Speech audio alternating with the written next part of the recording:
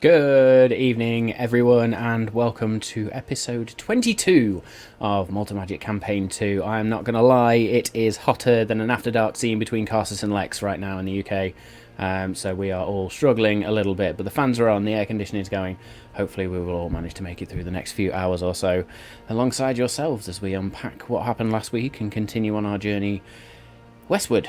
Westward? Yes, westward. I can get my north, south, east and west right this week. So we're heading west towards the Crystalline Isle. But before we descend into all that chaos, let's run down our usual intro, our usual thank yous, our usual shout outs. So a huge thank you and shout out to Incarnate, Albo Radio and Dungeon Alchemist for all things virtual tabletop and mapping. A big shout out to Hero Forge for all things sort of tokens, NPC visuals.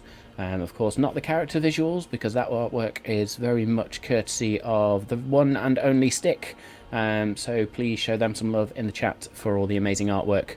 Although I'm told that apparently the next set of artwork is potentially at a discount price, depending on how quickly these characters die. So yes, then there's the DM's tools in the background that I use. So Kassoon, 5e Magic Shop, 2 Minutes Tools, and the Thieves Guild as well, and also World Anvil. Let's not forget World Anvil. That was the tool that helped me create the timelines and our calendar. So yes, thank you all for being here so far. Of course, any of the musical tracks or sound effects you hear are courtesy of either Tabletop Audio or Battle Bards. Still partnered with Battle Bards. Please go check out their V2 version of their site and subscribe and get access to all the sound effects you could possibly need for your own games, for your own shows, podcasts, radio plays, whatever you're doing. Go check that out. So yes, you can see all of our social media links on the bottom there where we post out all of our updates. I don't know if we posted about starting slightly late tonight, but apologies for that. We had life get in the way of various things and just needed to make sure we were all present and correct. We are missing one character tonight because they are stuck at work, unfortunately. But we wish them well, and hopefully they're not working too hard. So yes, please go check out all our social media links. You will have seen this past week that we have finally posted the full intro for Campaign 2 out on social media now, so you can go and watch that in all its glory on the various social media channels or on our YouTube page as well. And if you want to get even more interactive with us, then please come and join the Discord server, where there is everything from fan art to homebrews to theories to just crazy chats. And if the stream goes down, that's where I go to and chat to you when that happens, which has happened once, I will point out, just once. We're all good.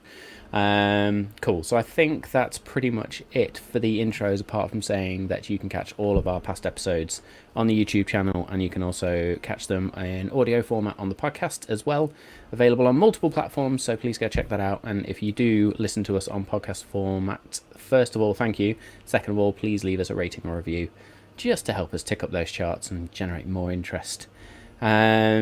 The last few weeks, or probably over the last month now, we've been supporting Homie and the Dude with their Kickstarter for their new Sky Zephyrs module, or sort of, I suppose we can call it a module, extension to the rules for 5th edition Dungeons & Dragons, where you can play a pirate or privateer and sort of introduce new aerial combat into the mix. So you can see the link on screen, maltamagic.co.uk/HATDKS. Please go and follow that link, sign up for the Kickstarter and show them support when you can. And I believe that's me. That's me done. So, yes, I don't think there's anything else to talk about. We'll talk about giveaways and everything in just a second when we are on screen with the whole cast. But other than that, my usual warnings certainly apply. There will be adult language and most certainly adult humour as well. You have been warned. Let's roll.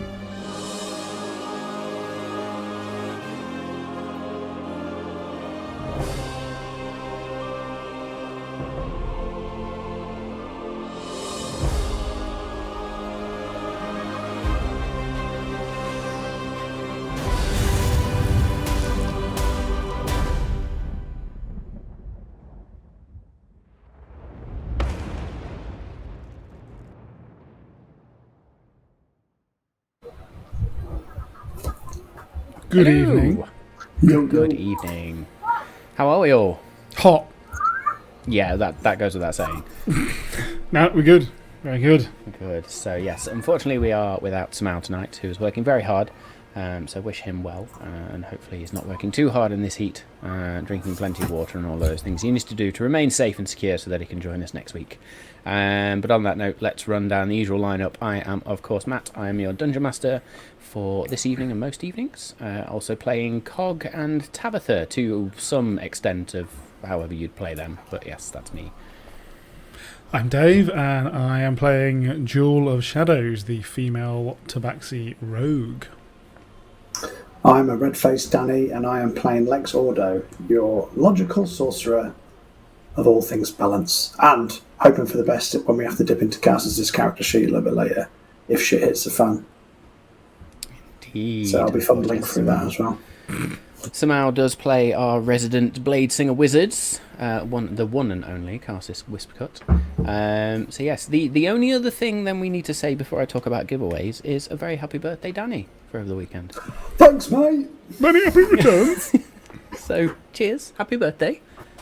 I did call you an old fart over the weekend, because I think you're slightly ahead of me, but it's all good. Well, I'm fastly approaching the age where I can't trust farts anymore. You weren't there already? Wow. Very good. So yes, giveaways. We are six followers away from the big reveal of what we are giving away, and then starting off the giveaway and deciding how we're going to do that.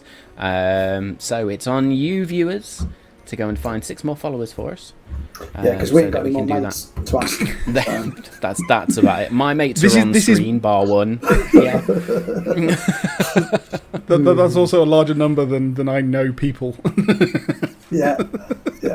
I mean, I work for a big tech org, so I know probably more than that, but it's, well, no. in air quotes. But yes, go find your friends, bring them on board. No, that's fine. Yes, so go find friends, bring them onto the stream, get them to follow, and yes, we can do that one-of-a-kind giveaway. I look to my left every time I talk about this giveaway because it is sat just here, just there, just off screen, waiting for when we hit that 100 mark, so I can then just go, woohoo, here it is, and then we can give it away. Almost in a pure Blue Peter moment. So, less of my ramblings. Last week was very, very interesting as an episode. I think we had the clusterfuck to begin with, and then the mysterious shit that happened afterwards. So, a lot of fun last week, though, and I have to say, chat, properly on form last week. So well done. Hopefully we can keep that same level of engagement going forward through the weeks and for the rest of the campaign. But yes, we ventured into...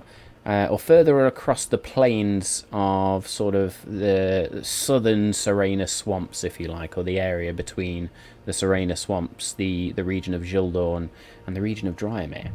Went a little bit wayward, not navigating perhaps the best we could have done, and entered into a small sort of wooded swampy area where we were beset upon by fungi.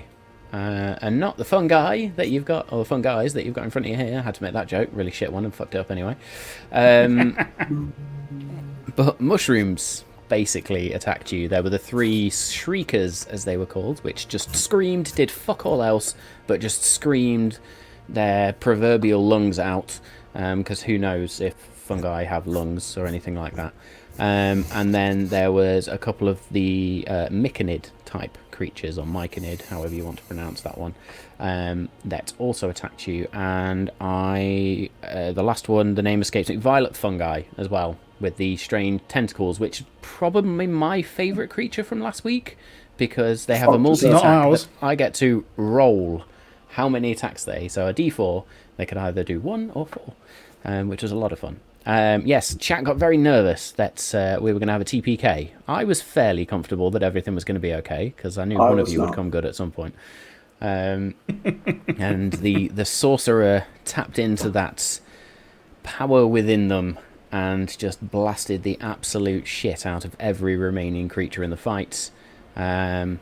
Picked Jewel back up from the brink again. There's Jules just sort of laying there unconscious, tongue hanging out, drool, sort of blood spilling all out. I'm going to have to and you model class eventually into cleric, aren't I? You Someone's then gonna have had to. a short rest, and as you did your short rest, Carsis went wandering, and they wandered throughout this small swampy area. They sent Tabitha to go and investigate. Tabitha found this small glinting metal object out in a field beyond the swamp area, and that's where things began to get weirder. As Carsis detected this magical aura and found this shield with sort of writing or runic language on it, which was later identified as some form of celestial writing. And you then began to explore the area. You found some symbols, which was the symbol of both, I believe, if I remember rightly, was the eye and the scales. No, it wasn't. It was the dove and the scales. Getting my notes in order now. So yes, the dove and the scales in that sort of circular symbol, which was bisected in two. So you had the dove taking flight and then the balanced scales underneath. Can't remember which character it was, but one of you identified that scales are usually associated with Arathis, the law bearer. So you get the impression this is somehow connected. And as you then continued to investigate and look around, that was when Jewel tripped over this metallic hand that was just out of the floor, or reaching out of the dirt below. Filter! Pretty much where we left it. So, my friends, how are we starting this week's episode? Hopefully not rolling an initiative. I was just gonna say. You would have thought I was better on my feet. Well, what is that? Will You tripped extend a over it? hand and sort of pick you up. What is a metallic hand doing here, or is it armor? Maybe. Hopefully it's not a mass grave. Yeah. I mean, can I check? Is it a metal hand or is it armor? Make me a nature or investigation check, whichever one you wish. Nature or investigation? It's gonna be an investigation. Roll the purple dice.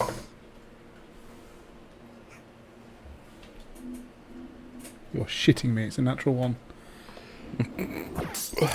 As you 13. sort of For an take Carsus's hand and pull yourself up, you sort of look towards his hand and stumble again, as Carsus sort of pulls that a little bit too hard, as people that are strong do, just sort of yank you off your feet and you're like, oh, shit! Stumble a little bit. And as you then stumble a little bit more, you sort of slip on this shiny surface not too far away from where the hand is reaching up. And you slip across this curved metallic surface which is just peeking out of the dirt. I've got a horrible feeling that is a body. I have to believe you, yes.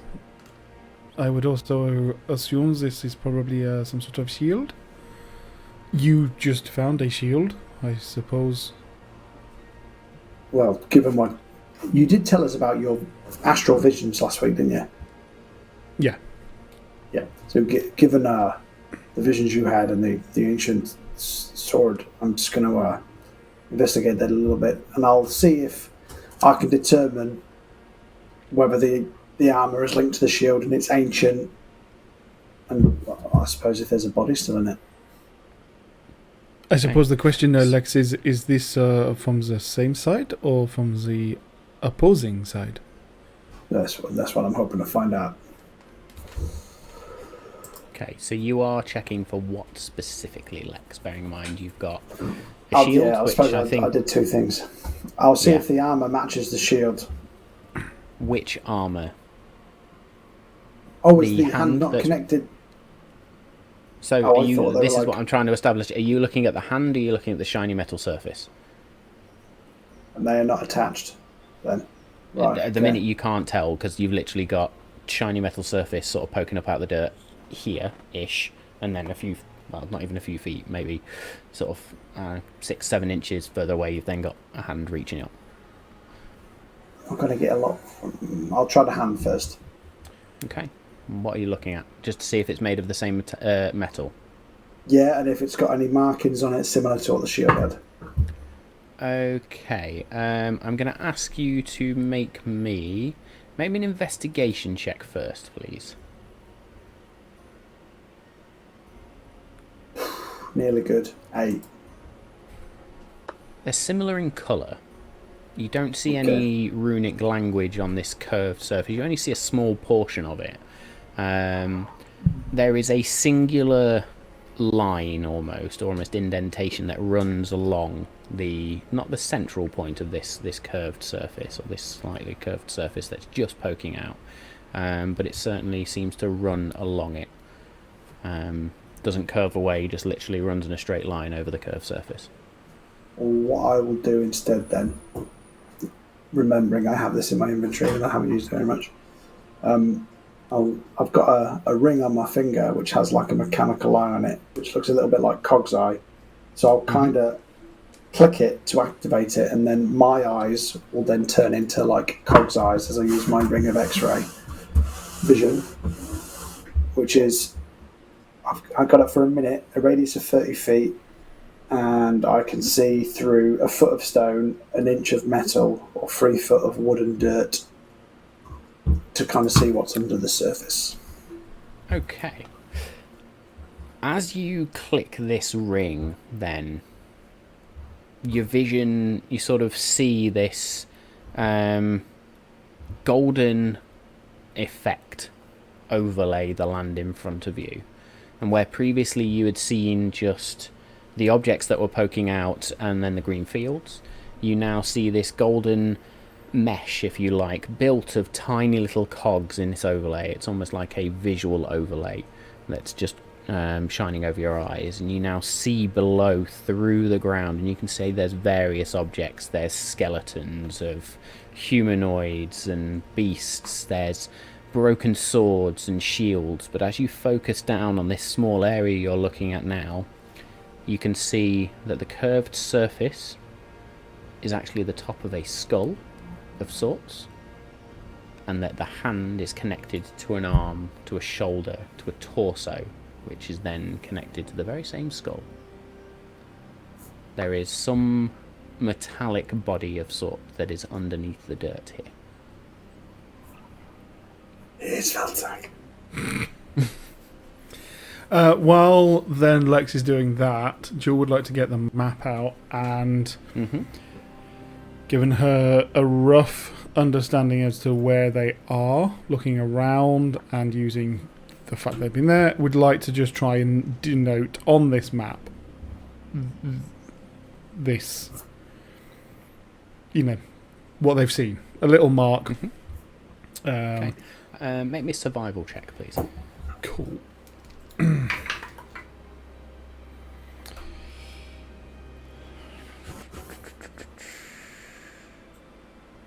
10. You know, obviously, where the inner outpost are. You can look at the sort of positioning of where the sun is right now, and then you look towards where this small copse is, this small wooded area. That itself is not depicted on the map, but you get the impression you have headed slightly off course and been heading almost directly north, closer towards the Serena swamps. Yeah. For a little bit of time. However, even from that, you reckon you are no more than a few hours away from the river now. And you put a small mark on the map using your claw, I'm assuming, and ink, just to denote a battlefield. Which, as you have done that, I'm now going to go update the map. Hey! Because of course I forgot that we could actually, put things on the map to help us. Yeah. That's a clever idea. That would be quite useful. Yeah. For the whole campaign one. Yeah, absolutely. Yeah. Looking under the surface, it seems like that metallic thing you just slipped on, and this hand is connected.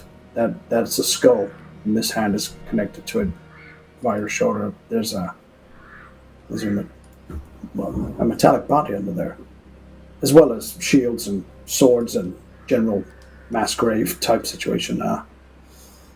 Do you think it's worth digging out?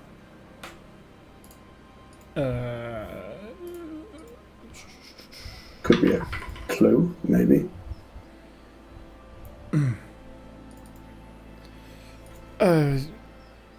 Yes, I'm not sure. I'm not too familiar with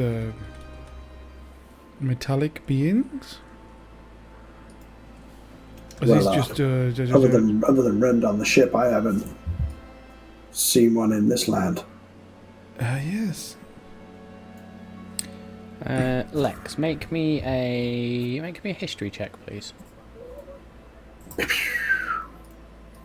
With advantage. 16. Oh, with advantage. Thank you. Am I going to know about 18? 18. As you say, you've only ever sort of experienced Rend and not experienced any metallic individuals before. It's almost like there's a flash in your brain and a memory returns to you. And you're yet again in that world built of endless gears and cogs that are working together and just spread out.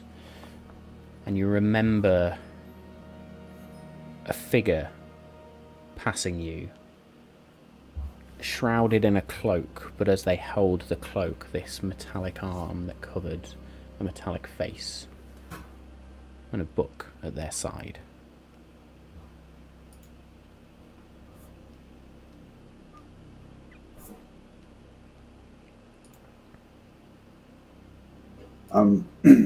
I have come across a metallic figure back in Mechanus, but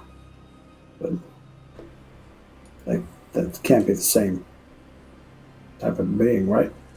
Looking again at the hand, and does it look similar to my memory? Uncannily similar in terms of material. Not necessarily exactly the same, but certainly material and structure and construction very, very similar. Oh, it's weirdly similar, to my memory. I think this might be worth exploring a bit more. Well, I suppose a metal body would not be particularly easy for us to trek with. So as long as you think we are safe, maybe we do have a look at it now. I mean, if we could reanimate it in any way, it may have memories. Yes, it also may kill us. Information. Yeah, good point. So I am slightly interested as to which one it would be. Does anyone want to find out? Cassis, are you up for this, or do you think we should keep going? I'm sorry, what? I was incredibly distracted by this shield again. You want to pull the hand? Well, if you want to pull the hand, then yes, by all means, I can help you. Do you mind giving me an end with that? Sure. Cool. So we'll just reach down, grasp hold of this metallic arm, and between the two of you, I need a strength check then, with advantage, I'll say. Cool, let's do that. So that pick one, which one you want to. I don't know who wants to roll. Well, good point. Actually, it'll probably be Cassis Cassis. has got a +1. Cassis gets a +1. For a 12. 12. So you begin to pull on this arm, and there's a slight shifting of the earth, and you sort of pull it up a little bit.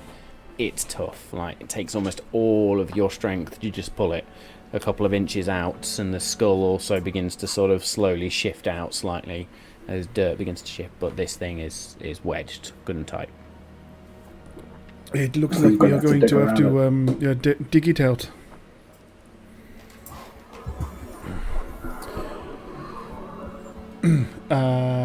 I'm pretty sure I don't have anything other than the claws, so... Have another look. Something you can potentially use. Could be. Scours through inventory. Yeah. Wait, one caller. Crowbar. Nice. I use that. Okay. So I'm going to say now, as you begin to sort of... The crowbar's the only item the three of you have got to even begin to think about potentially digging this thing out. So I'm going to need an athletics check, but I'm going to ask a group athletics check now. Cool. So everybody roll, and we will take the average. I can roll for Carsus if you need me to. You roll for Carsus, why not? Ooh. Athletics. 16 for Carsus me. dice. 16 for me? I think that's got to be a Carsus dice, surely. Yeah. Same colour as their horns. This is about right for Carsus. It's a 3. Go So that was 2 16s and 3. Yeah. So Carsus, while they're digging, incredibly distracted, but the two of you, slightly more invested in this, begin to sort of chip away at the dirt and sort of pull a few loose stones out. And eventually you begin to dig a hole enough to see where this arm joins the shoulder, and as you release it, it just sort of flops down and rests atop the earth now, where you've dug. And then you reveal this head. The eyes, if you can even call them eyes, are closed, and the head then just lolls to the side, and you can hear sort of the chink of metal around. Thank you very much for the follow. 5 more, folks. 5 more. So yeah, the head just sort of lolls. You can see or hear that chink of metallic nature, and you sort of see just about where there is a metallic neck spine type creation that is then got these leather straps that lead up into the jaw area, and you can see that this creature is made of a mix of wood, metal and leather, but so far it's inert. Is there with the... no, we'll wait. Wait until we uncover it more to find out if there's any obvious signs of damage to put it here. Okay. So you begin to chip away even further at this earth and using the crowbar. It's not a shovel, so it's harder than it might be, and it takes a couple of hours before you've even managed to shift away enough to start revealing the chest and the other arm, which is sort of pinned down at the side, where this creature has clearly just almost been swallowed by the earth.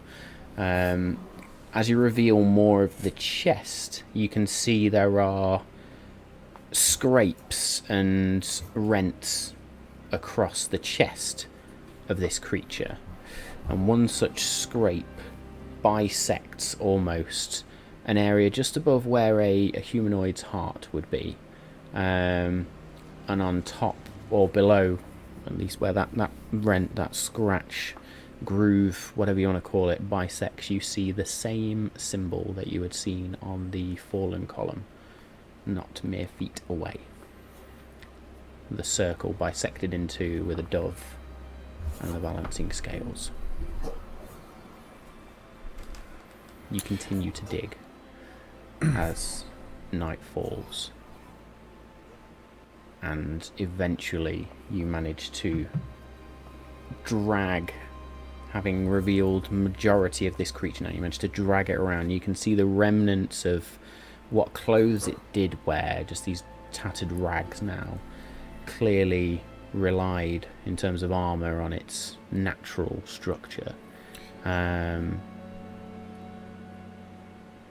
And you drag it out, and as you drag it out you find that it is pretty much intact apart from one foot, which is missing on the left foot. Lex, it is unusual that I suppose this would be considered its skin. So it is branded, whereas the others wear it on their armor. Or is this just normal behavior for? Well, it looks quite similar to how Rand is made up. But I noticed it's got the symbol of the god of, what was it called? The god of justice, god of balance. So it's got to mean it's at least on our side, I would say, albeit not animated at the moment. Can I check if there's enough of the body exposed? Knowing how other things have been powered with the Wrath Strike crystals, does it seem to have one in it anywhere that would be visible? How long does your invisibility... your X-ray vision last? It's only for a minute. Only for a minute, so that's passed. Do you want to use it again? I can't. Well, I can if I do it before a long rest, but I've got to do a Constitution saving throw or get a level of exhaustion, and I don't want to risk that. Okay. So, in which case, I will say make me a just a straight investigation or a nature check, please. Oh, that was nearly good. 5. Oh. 5. You look over this body, you begin to sort of feel around and scan over. Don't see any obvious Wrath Strike crystals or anything like that. Lex, is there anything you can glean from this? Not without trying to take it apart, I don't think. Not surface level. I can't use my rig again necessarily. I could try and take it apart there if you want it. DM, what time is it now? Are we getting on in a bit? Early evening now.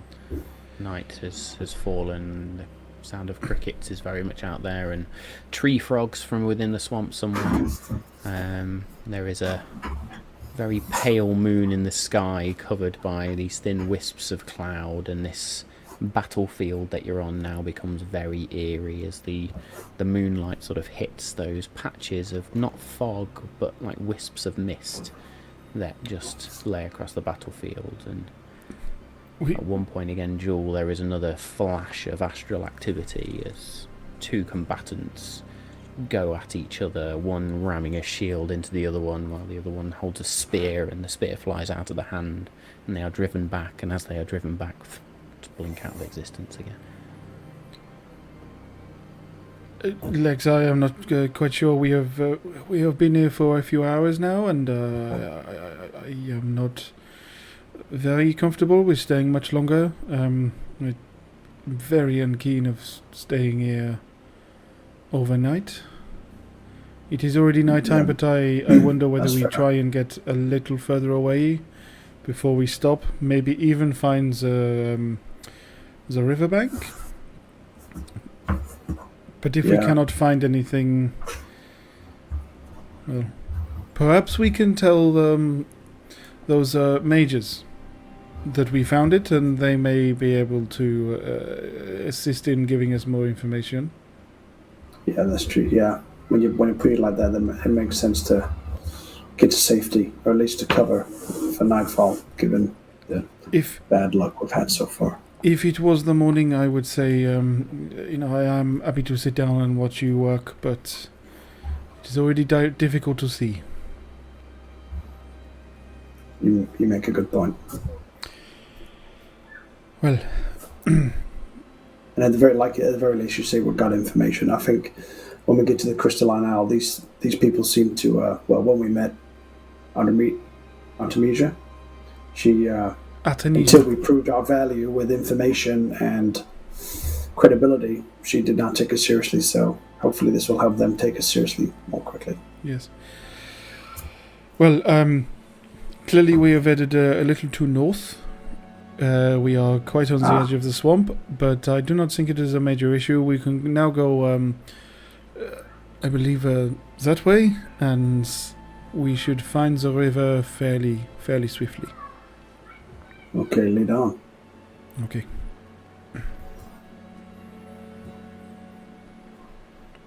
Joel Reverse marching on now. Joel at the front, me in the middle, like Cass is in the back, yeah. What are you doing with the metallic skeleton or the body? Leaving it? Very good. We're leaving it for now. Okay. So you just out of curiosity, actually, did Cog take an unusual interest in it that I would have noticed, or were they not bothered? Not particularly bothered, no. Okay. Sort of indifferent as Cog usually is. Very nonchalant.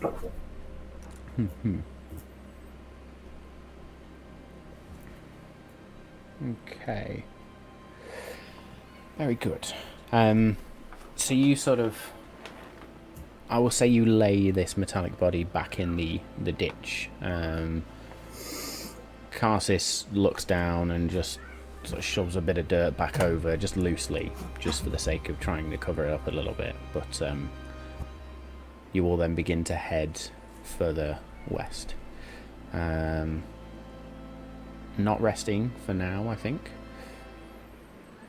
And after, I'll say, a couple more hours of travel in the night, somebody roll me a D100, please. I shall. Since you're leading the pack. Roll dice, come on.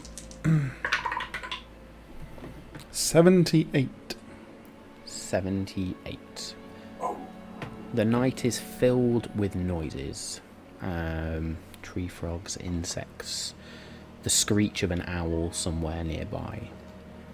And every now and again, Joel, as you wander through this battlefield and out through this small set of trees beyond it, which kind of marks the edge of this battlefield, if you like, you see these just glimpses of battle, these astral projections almost. Never getting a true glimpse of what the creatures are, other than the fact they have humanoid shapes. It is unnerving. Lex, Karsis, your skin is almost constantly tingling as you wander across this battlefield. That buzz of arcane energy always there, reminding you of spells gone, spells past.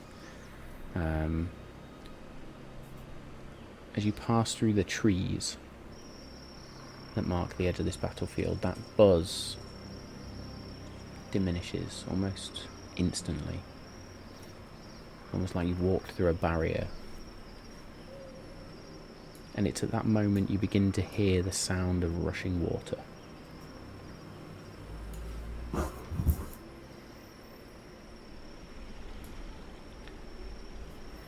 You wander on for perhaps 20 minutes, half an hour more, and that sound of water gets louder and louder. And eventually, between these trees, you see almost a sandy track. Do you then step out of the trees into the light of night, I'm going to say, once again, and there before you is a raging river, or at least a rushing river.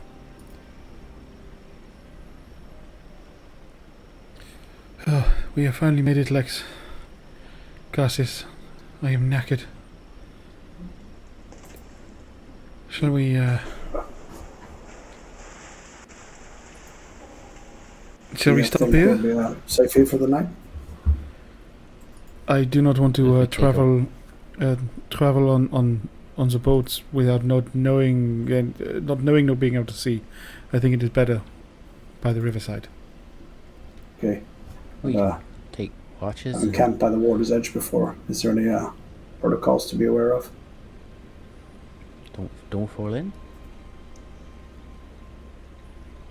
I think we have to take watch as well. Yeah, okay. Wake me up and I'll take a second watch. I'll take first watch. Julie, you've been through a few things back there, so I'll sit and watch. Thank you. Wake me up when you're get some rest. when you're done. I will. Very good. Jewel and Lex bed down for the evening as Karsis just finds, or sort of wanders not too far away and sits on just this rocky, not quite a cliff, but certainly a drop edge, where the river then flows sort of quite rapidly underneath their feet even. Bad dear.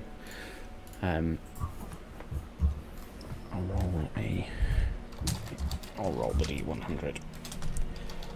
And I can find the dice. I think we've had 4 more D100 rolls in this campaign so far than we did in campaign Done a 1. lot more quite lengthy overland travel so far. You got to True. remember last campaign we were in quite a much smaller area. Excellent. 94. Karsus rolled there. Karsus enjoys the sound of the water rushing by. It's almost relaxing in a way. Catches in the glimpse or the glints of the moonlight every now and then. Just these little fish or aquatic creatures that seem to just lurk beneath the surface and swim away. Sort of pays attention to the rocks that are beneath the surface, the strange plants, but generally it's a quiet evening. It feels a lot more settled here than it had done on that battlefield. The unease that you all felt, and that Karsus certainly felt, is diminished. And as a few hours pass, Karsus then wanders over and sort of gently places a hand on your shoulder, Lex, and just squeezes it gently. Lex, it's your watch. What? Oh, okay. Anything to report? No? Unless you were interested in fish. To eat? Yeah. Did you do some fishing? Hey. No, that would have been smart, I guess. Well, I'll see what I can do. Hey. Good night, Lex. Get some rest. Karsus wanders over close to where Jewel is and sort of just beds down. And it's not long before you can hear the gentle but heavy breathing of one Karsus whisper as they fall asleep. Roll me D100, please, Lex. Ooh.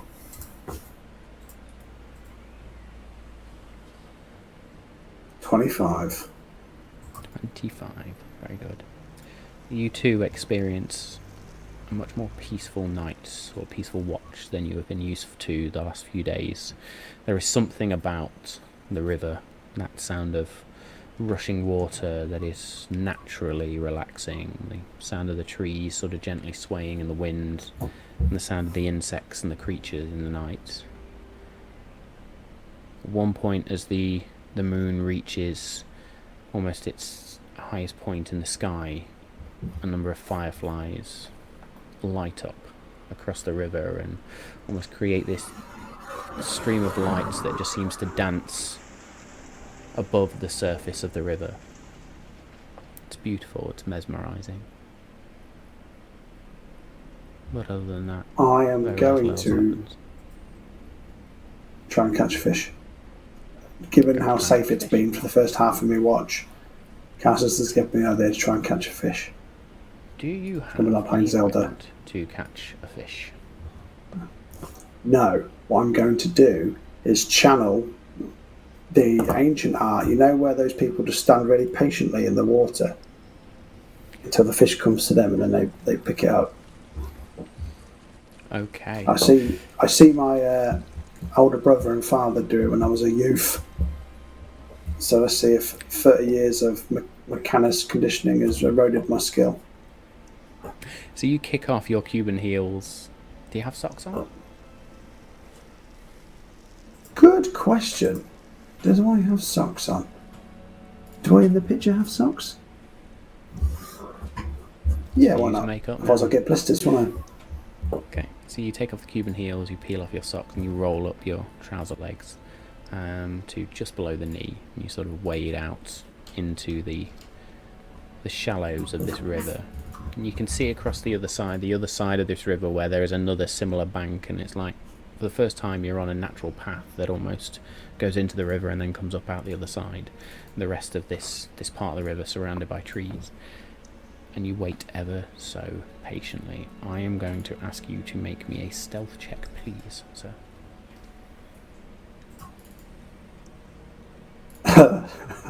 5. I'm going to say, as you sort of place your hands down in the water and wait patiently, Cog then just sort of flutters down and splashes in, and then swoops back up and sort of shakes themselves. Wet. Not good. That was kind of your fault. What made you think that's what I wanted you to do? Curious. Water not common on or at home. Yeah, but if something's uncommon, you don't just dive into it head first. You should know that, right? This is accurate. Curiosity, strange, new.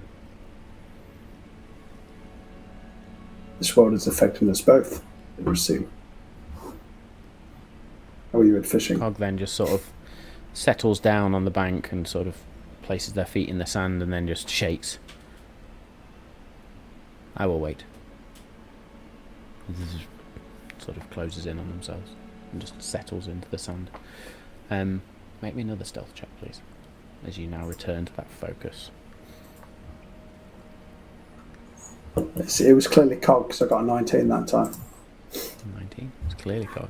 This time you think back to a long time ago. A long time ago. And watching your father, watching your brother wander out into the much more tropical rivers that exist in the place you called home. And they used to just wait. And with the speed of a viper, they would then strike and catch these fish. Please make me a sleight of hand check, please. Nice. Come on. 15. You wait and wait, and eventually curiosity gets the better of one fish. It just sort of swims up and investigates and sort of begins to just nibble around the end of one of your fingers. And it's a weird sensation. Sort of that strange, wet, sucking sensation. That description is purely for chat, by the way. I'm catching it with my cock. In that moment where you feel it sort of just get a little bit overzealous against your finger, you snap your grasp close and sort of lift it up out of the water. You've got a reasonable sized fish caught, sort of flapping around in your hands. At which point Cog's eyes going to sort of open again. Now what? As I'm assuming it's flapping about. Yeah. Quick, hit it on the head. Cog flutters over and with one little claw of its foot just reaches up and that sharp little metallic point just into the head and out. And the fish goes limp. I think Jewel will be very happy. Efficiency is best. It's less cruel.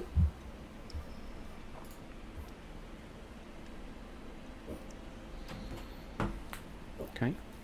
Cog says nothing else and then just sort of settles back down into the sand.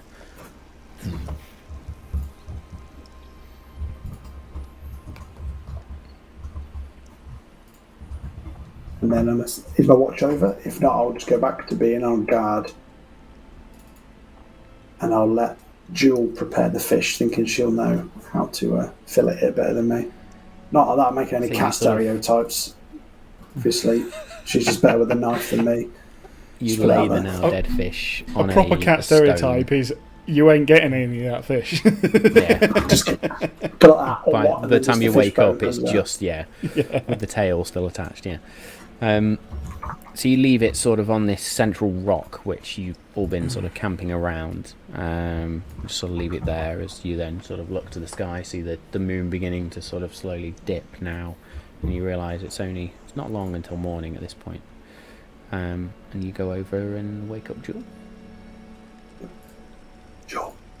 Jewel, it's time for your watch. Already? I feel like I just went to sleep. Okay. Ooh. Nothing to report. Nice and peaceful. I even did a spot of fishing and I caught us a fish for breakfast. If you wanted to prepare it, that perked you up, didn't it? Yes. Oh, I have to share. Yes. Sorry. Sure. I shall make sure it is ready. Thank you. Very good. So, Jewel, is there anything else other than preparing this fish that you wish to do while you're on your watch?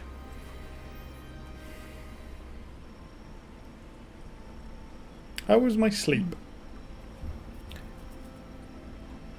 Your sleep. Roll me a d20.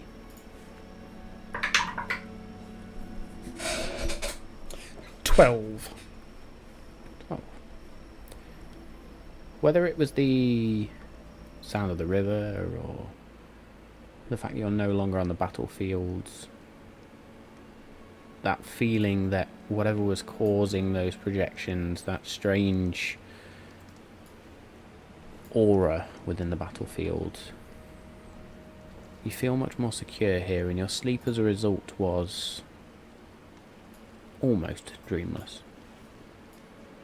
The only thing the only thing you recall at least, just as Lex wakes you up, was those eyes in the darkness. The darkness that is filled with those tiny pinpricks of light, and then just two eyes that open, like the Watcher from Marvel.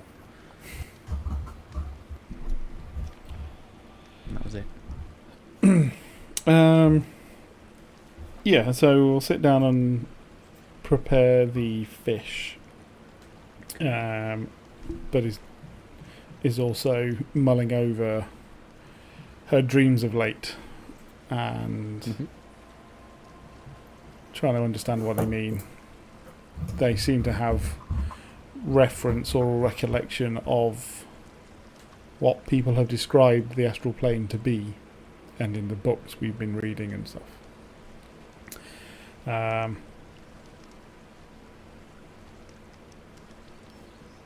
She doesn't necessarily feel scared of the dark around them, because quite frankly, she lives in the dark and does enjoy it, but she does wonder why she has that, why she's been getting that recent affinity of these echoes of her. But yeah, she will fillet the fish and get the fish. Very good. I thought you said fill it with fish then, but no. A fillet of fish. Fillet the fish. Fillet the fish. And you do with a deft claw, just cut it open. Sort of take the bones out and begin to fillet the fish. Begin to prepare a fire to. I was just gonna then say probably try and find either washed up driftwood that's dried or anything else that I'd be able to make a small fire out of. So there's plenty of sort of, as I say, there's plenty of trees around you. You find enough sort of fallen wood that is dry enough to make a decent small fire. Whether you have the tools to light it, I don't know. You have a tinderbox, you're fine. You eventually take a small flint, and it takes you a few sort of attempts, but eventually catches, and you set up then the fish on this rack made of sticks, and yeah, lay these strips of fish across these sticks. I'm laughing at chat there, that was amazing. Carsis and Lex, you are woken by the smell of grilling fish, and it's a welcome smell, having been living off rations for the last sort of 2 days. Sort of as Carsis rolls over, there's just this grumble from their stomach, and then also sort of a small moan of they're just like, food smells good. As I dip into Scottish there rather than Irish, but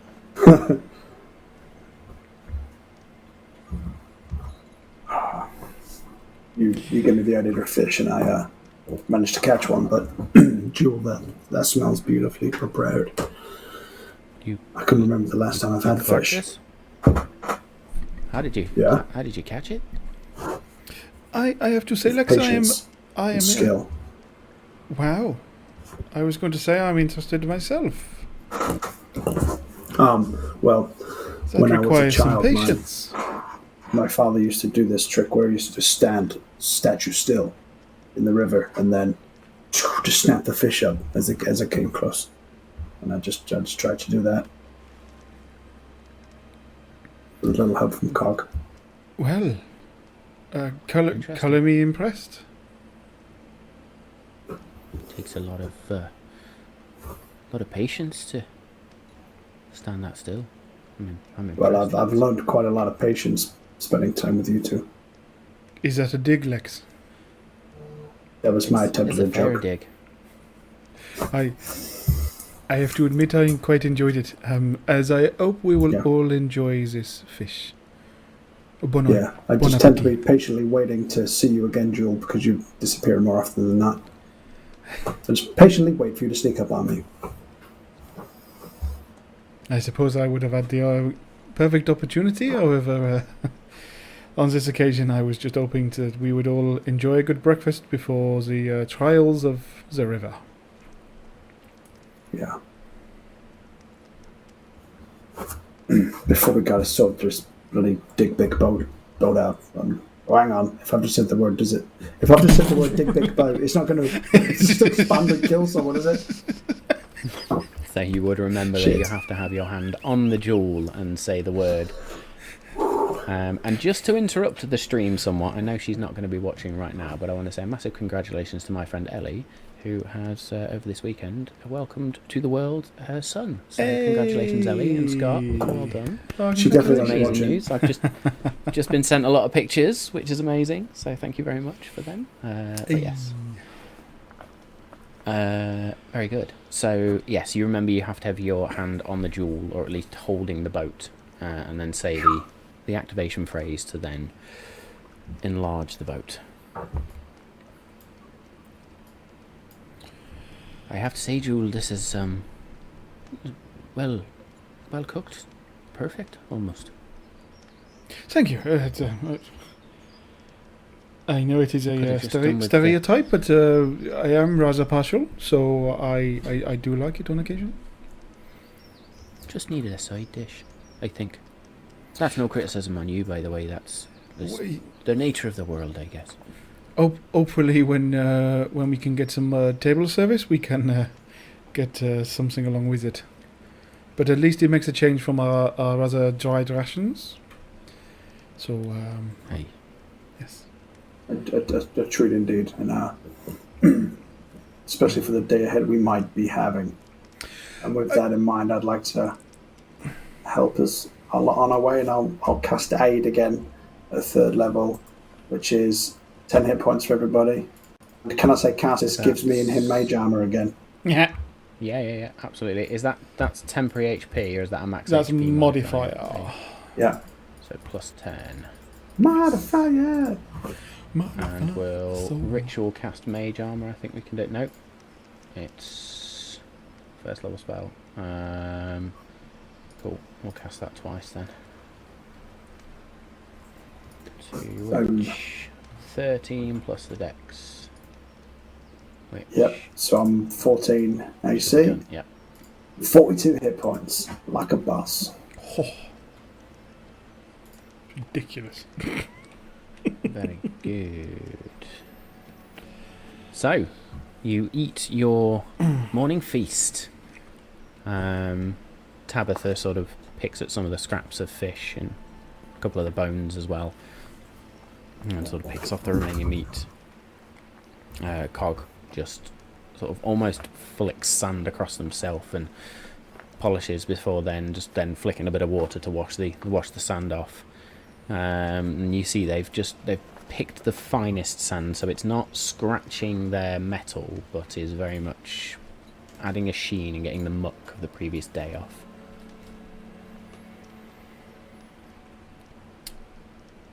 So, I am curious. Do we believe that this river is just going to head straight for the isle and the sea? Or is there going to be some potential rapids along the way? I suppose neither of you are going to know more than I, but I'm just bringing it up because I'm slightly nervous. So I'm assuming we're not at the edge of the river. We can then see the other side of the river, and there's a big fucking magic tower. I think we're quite a bit northern. You We've got to go down the further river for a north. bit, right? Okay. You've got to go down the river, yeah. Yeah.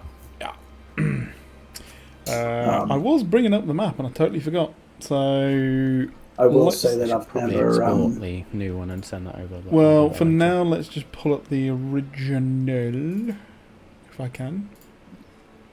Yeah. I will say that I've never maps. There we go. steered, handled, boat, commandeered a boat. What's the word? Piloted, I suppose. Sailed? That would be in as well. Yeah. Here is the map. I would say we have probably. Can I draw on this thing? Here we go. Can we use PC tools? Oh no, what have we done? I don't know. So, I suppose I could, Well, theoretically, load this up on Owlbear. You could potentially. Because I can't draw on it. That's annoying. I Anyway. just need to add it now. That might I think kill we're about things, there. And we've got to head down that way. So Yeah, there might be some whitewater rafting going on. yeah. Yeah. Unless you want to just follow the coast of it instead of going in it. Well, we're going to find out. So I would say, looking sort of to your left and right, you can see that to follow it, you'd have to go through some quite heavy trees. You're currently on a sandbank of sorts, which would allow you to alight into the river on a boat. But it's entirely up to you. You can try and I think tackle the trees, or you can try and tackle the... It'd be more fun to see what happens if we try and row down it, just from Danny's perspective. I could not agree more. I believe it would be Shits and nerve-wracking, giggles. but yes, the giggles of the shit. Sorry, who's giggling and shit? What's giggle in French? Because then you could... It'd be nerd and... I'm going to have to Google it. Chat, help us out.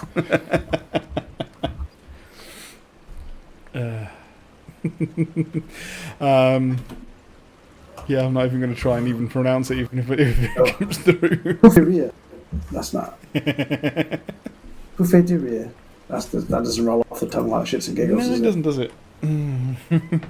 it? Luckily, you're not French. Right. That No. map's currently exploiting. Exploited. Good thing. Yeah, well, given the terrain looks Cool, quite so rough, and I just don't to want to give go through loads you- of trees, just in case we I get will attacked give by you an plants. idea of... I'll give you an idea of the terrain you're in. Yeah. Currently. When this loads. Yeah, so I vote for I'll let that row your boat.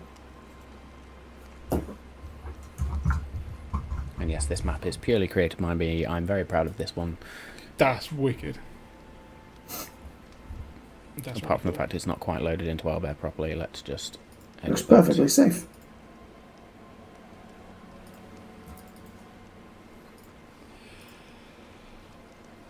I think the river is going to be the easiest way of doing this. Yeah. I don't, given what mishaps yesterday, I don't quite trust the on-land terrain. The water seems peaceful enough. I'm willing to give it a go.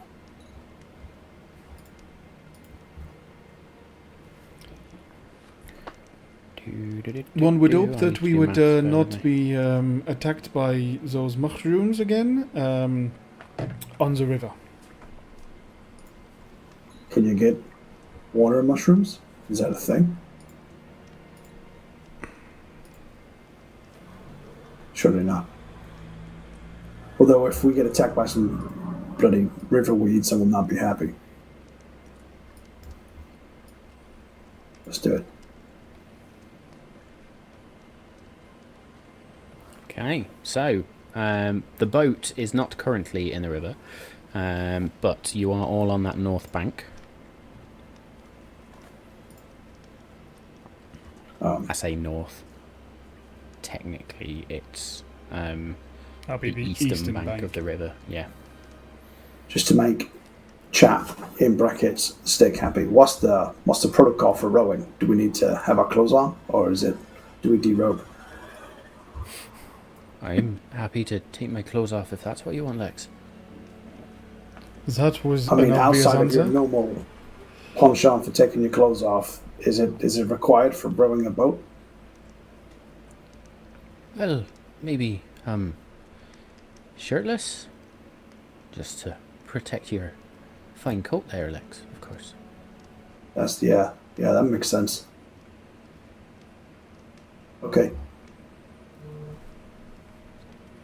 Cassis has Jill, tricked make me Lex an into getting his insight top check, off.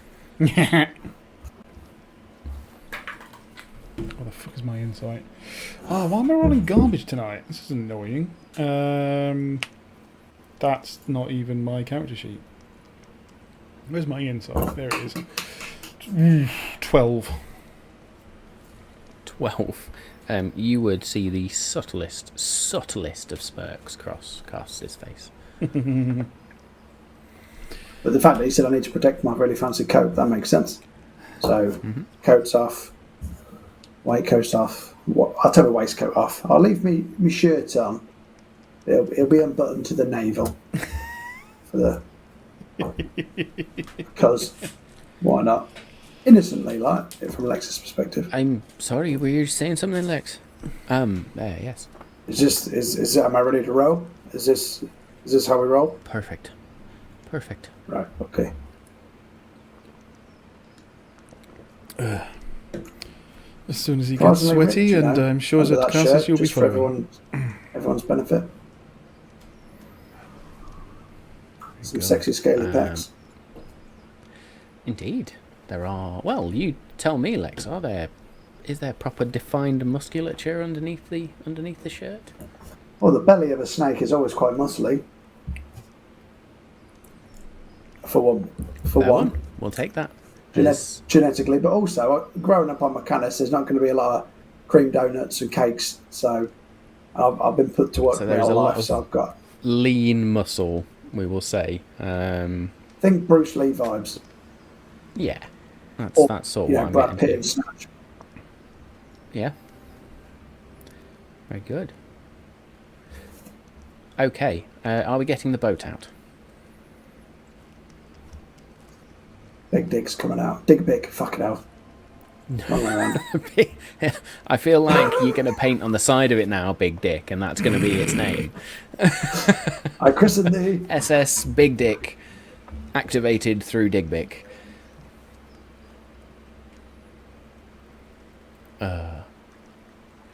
Very good. So you get the boat out, and it fits in the palm of your hand as you pull it out of the bag of holding. What are you doing with it? I mean, Stick, if you want to put duck pics in chat, I'm more than happy for you to put duck pics in chat. Duck pics are absolutely fine, you know. Yeah. Rubber duckies, you know, totally PG. It's great. I like the ones with the little green heads, although the main ads. Mallards. Sorry, you asked me a question. There we go, thank you. What was your question about the My question was, what are you doing with the boat? You've taken it out of the bag, it's in your hand. What are you doing? I'll lay it down just on the surface of where the wave is sort of crashing, so it's not fully on the sand and not fully in the water, so it doesn't piss off before we activate it. And I'll be holding it steady, ready for it to be activated. Okay. And then what? What do I do again?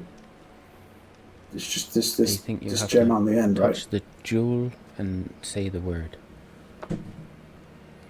Okay, and I'll as if I'm expecting it to explode, I'll sort of put just a finger on it and go, dig big. And as you say, dig big in that. Almost try and get it as accurate as Orin told you. There is this surge of arcane energy that just sort of...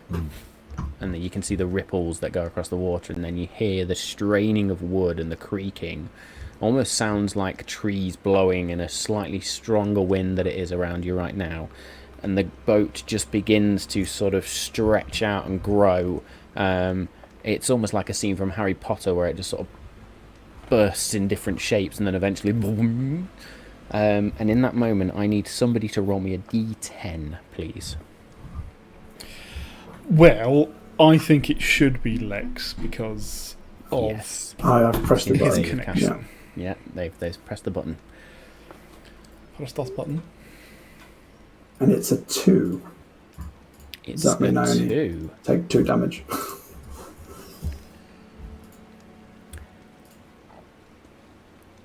As you watch these ripples just out into the water and the boat stretches out, there's almost like bubbles just begin to appear in the water. Boom, boom, boom. And then all of a sudden, in the middle of this river, because I'm not wasting a fucking map, this surge of water just erupts and takes on this humanoid-like form. Fuck. As I try and find the fucking owlbear map. There we go. Yes. And boom. What the hell?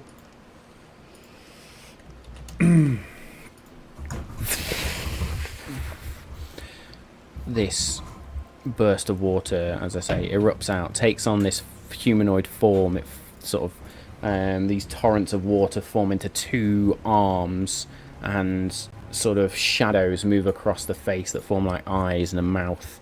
The mouth looks like it's just open and in a silent moan or silent scream. And I need everybody to roll initiative for me, please. Yes. New day, new rule. Oh, I've got 16, and Carsis. No, Yeah, go for it. Carsis got 12. There we go. Carsis got a 12. 15. 15 for Jewel. What did you get, Lex? Good. Lex got 16. 16. So it's Lex, Jewel, Carsis is the initiative order. Very good then. As this, let's just say for what the fuck it is, water elemental erupts out, because everybody's on stream has come across a water elemental before. We fought them in campaign 1. As it erupts out of the water in front of you, and looks like it's about to motion towards to attack you, we are going to take a short break, and we will kick off this combat after the break, because I think that's a perfect time for us to break there. Yes, it is. So we'll be back in a few minutes.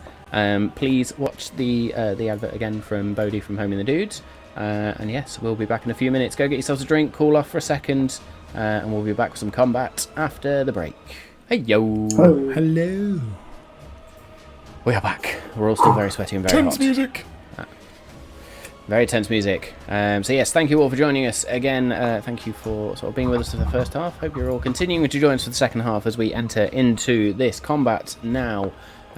So being on the river, Lex, you had cast the spell to enlarge this boat, which is now just sort of bobbing against the shore quite nicely. I'm going to say, for the sake of it, Cog has sort of latched on to the rope and has just sort of dug themselves into the sand as this creature is emerged out of the water in front of you.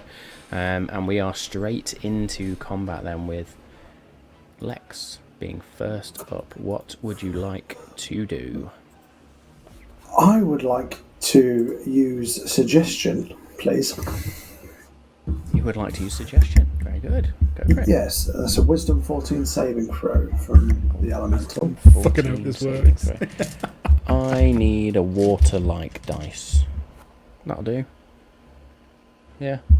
Yes. Ooh. Wisdom saving throw. 2. Hey! Awesome. I did not expect it to work. So my suggestion will be take us safely to the Crystalline Isle in this boat and leave. And then leave.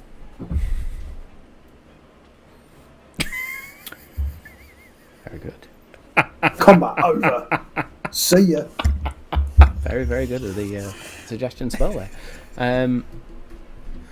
Let's just double check. Read that spell for me, please. It will pursue the course of action you describe to the best of its ability. Does it have to understand you? Oh, don't tell me it's fucking death or something. Creatures that can't be charmed are immune. I can magically influence a creature I can see within range that can hear and understand you. You're going to tell me you don't speak? Come on. Doesn't speak common, that's for sure. Did you say it in anything else that you know that I don't even know if it's going to work? Well, I Remind me of the languages you speak. Abyssal, Celestial, Common, Modron, and Primordial. You work through all of those languages, and as you hit on that final one, Primordial, your natural intellect kicks in, and you shift into a form of Primordial that comes out as the sound of bubbles and waves crashing, and yeah, sort of water trickling.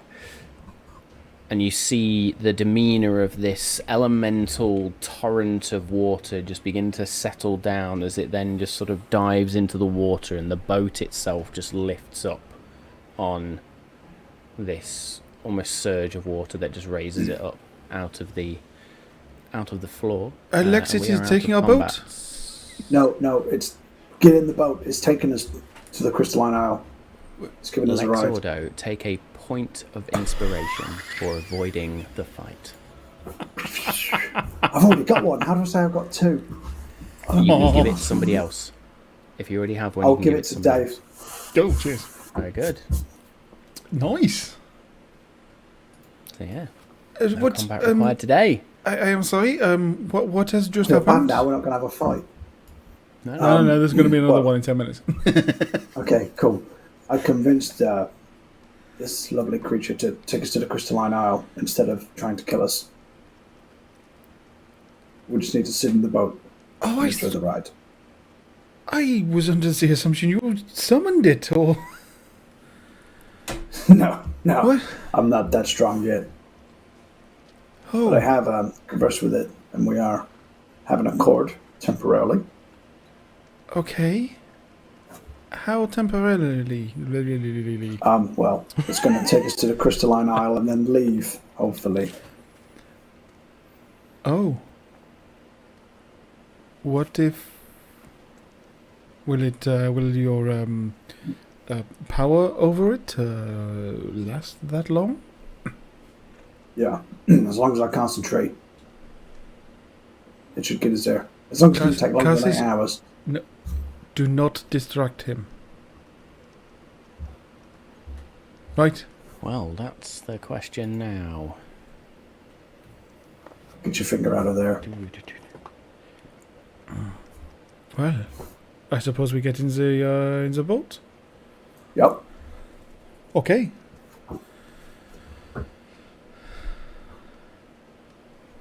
That's the best first round of a fight I've ever had. I feel like I've took a fight away from the viewers. Screaming bloody murder. We want death. We want death.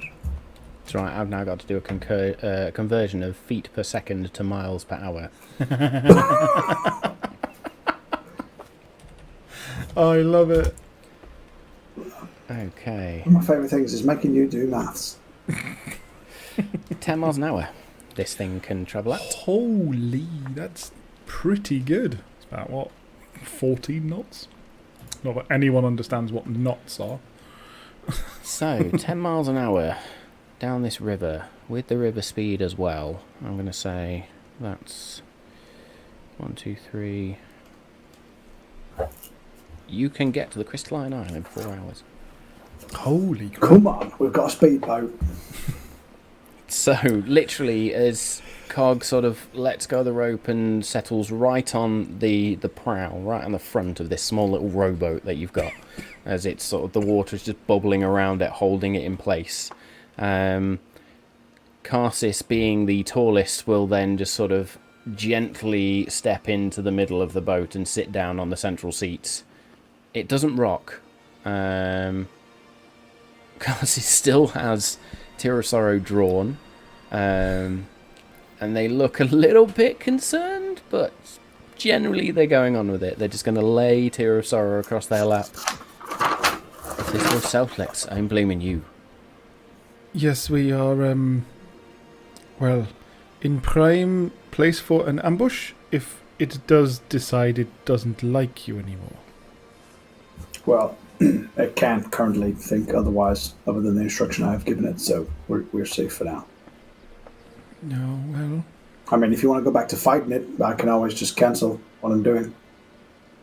Really, no. No. Yeah, that's what I thought. Getting about. Wow. Okay.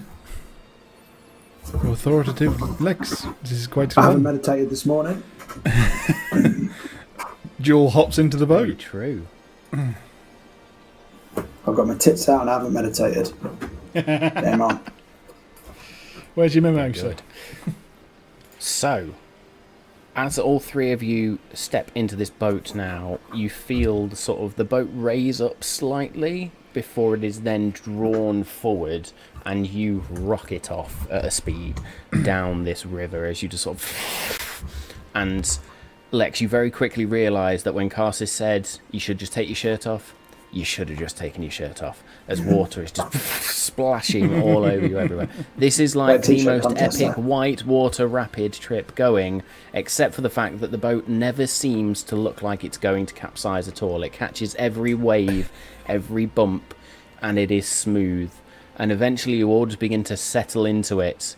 I am, however, for the first 10 minutes, going to ask everybody to make me a Constitution saving throw, please. Faux show. I've rolled for Karsis. I'm going Karsis to use is magical fine. guidance because that first roll, I don't want to find out what happens with that. I mean, it's fairly middle of the road, 12. 12 is fine. 16's better. I rolled a 1, Dave. So that second roll is loads better. I'm not going to lie, I may have Concentrating had on the to spell. make you do a concentration check on that one as well then, if you'd have rolled a 1. But all of you, there's a moment where as you surge off in the first 10 minutes, you're rocking and bouncing around, you're a bit like, that fish is about to come back up, but no, you all settle into it, and eventually the thrill of this roller coaster ride takes over you. What are you all going to do for the next 4 hours while you rocket down this river? Well, for the first 10 minutes, first of all, I'd like to point out that Joel is doing that he's doing that perfect like suspension thing on the legs. So basically just like the body stays there and the legs are just doing this to compensate. I will just sit there looking very smug. Yeah, I mean, probably just a mixture between taking in the sights and in that also going where that is it around this next corner, this massive thing we're looking for because we don't quite know, as well as being, any second we might have to lash out at the water. Excellent. That's pretty So much what's as you continue to bounce and barb, and eventually you go down these small sort of waterfalls or these small rapids as well, but the elemental takes care of it all for you. You just sort of drop down. You get that feeling in your stomach as when you drive too fast over a small bump or a small hill, and you sort of descend down, sort of your stomach rises up to your chest and then back down again. Everybody make perception checks, please. Cool. Come on. Ooh, 20 on perception. Absolute balls. 8. Cassis, God, bloody hell. -3 on perception. Fucking hell, that's shit, innit? Roll for Cassis.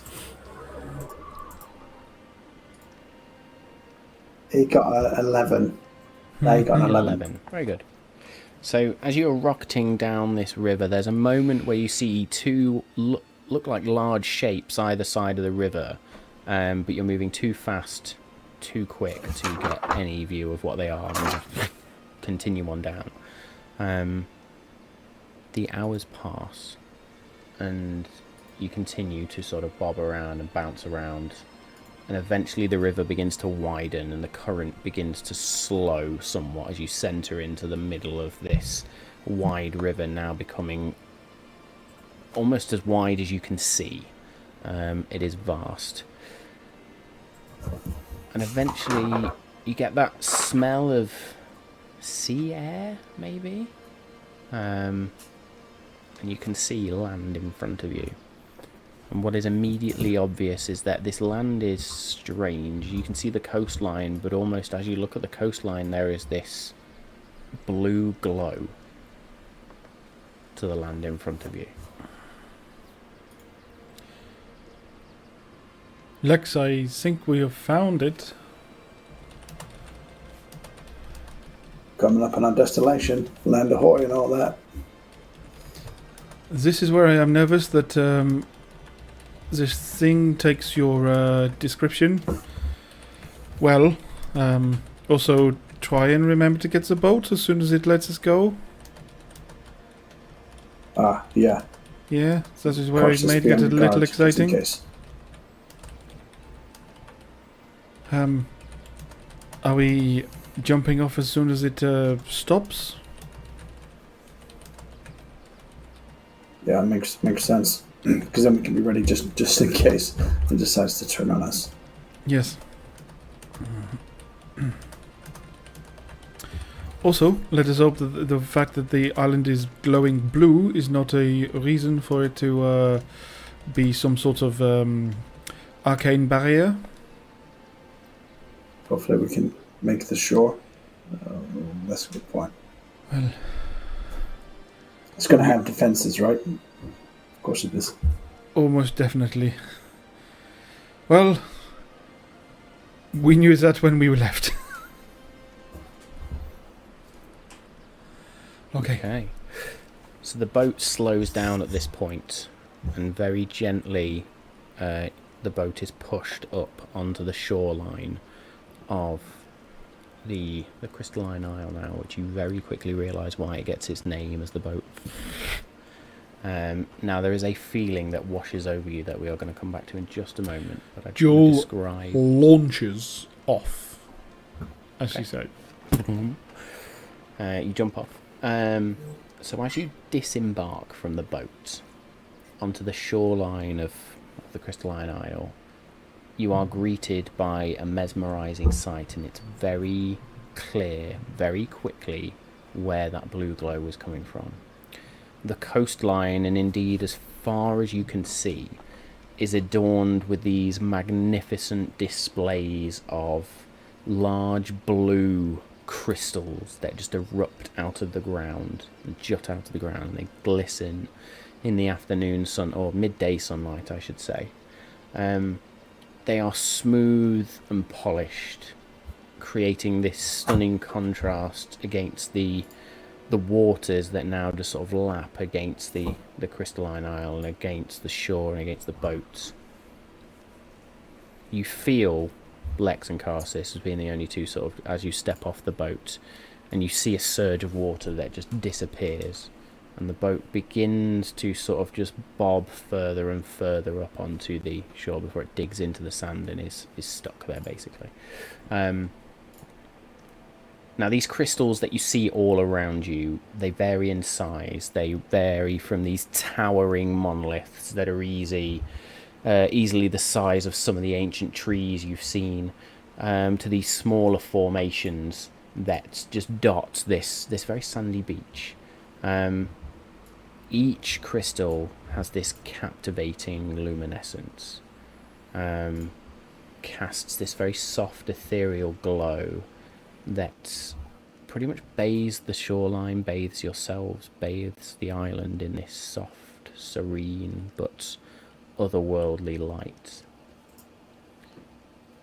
As I've said, these crystals are this shade of blue. It is almost mesmerizing, reminiscent of the clearest sapphire. It's almost like they seem to pulse with energy. Lex, Karsis, you feel like they pulse with arcane energy. It's almost like there's a faint hum within the poor being in the presence of these crystals, and it's at that moment this effect washes over all of you. I need everybody to make me a Constitution saving throw. Lex and Karsis at disadvantage, please. Damn. Oh, Okay. so it's not going to be a. I'm not going to get advantage because it's not a spell; it's an effect. Right. Okay. Disadvantage. Con save, yeah? Fuck. Constitution saving throw. I got a 1, so that's a 6. That's my worst one. Karsis is a +2, so I'll roll for Karsis. Nice. Natural 20. For a total of? Yeah. 20. Because my con's Karsis low, got- I remember that. Karsis got 9. Every time I get a 1, you get a 20. So, Jewel, this wave of something hits you, but it almost just washes over you, and you just sort of stand there, just looking as you see your two friends. Karsis immediately just a hand goes to their, not quite their stomach, but actually the area where those rudens lie underneath their pectoral muscles, and it's almost like they're holding onto the heart for a second before they then just turn vomit. Lex, you feel this wave hit you, and it paralyzes you for a moment. You can't move, you can't breathe, you can't blink, you can't speak. It's almost like you are just frozen in place, and this lasts for 1 minute, 2 minutes, while Karsis throws up, chucks their guts up, and Jewel just sort of looks around confused. You see Cog just boom, fall to the floor, and then there's that moment where the wave sort of finishes washing over you, and you two just I am going to say you are going to take 6 points of psychic damage. Okay. This is going to take 4.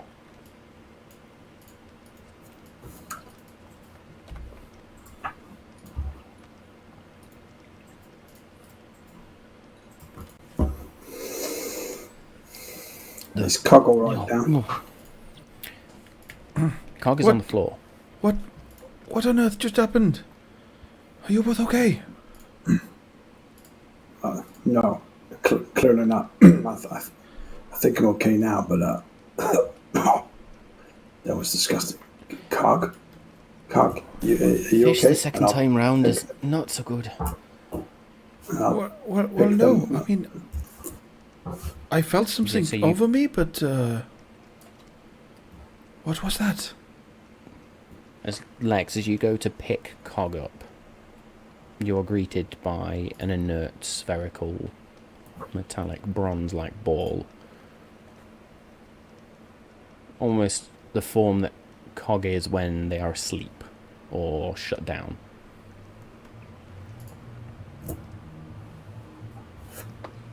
Oh, tap on it. Cog. Are you in there? Are you responsive?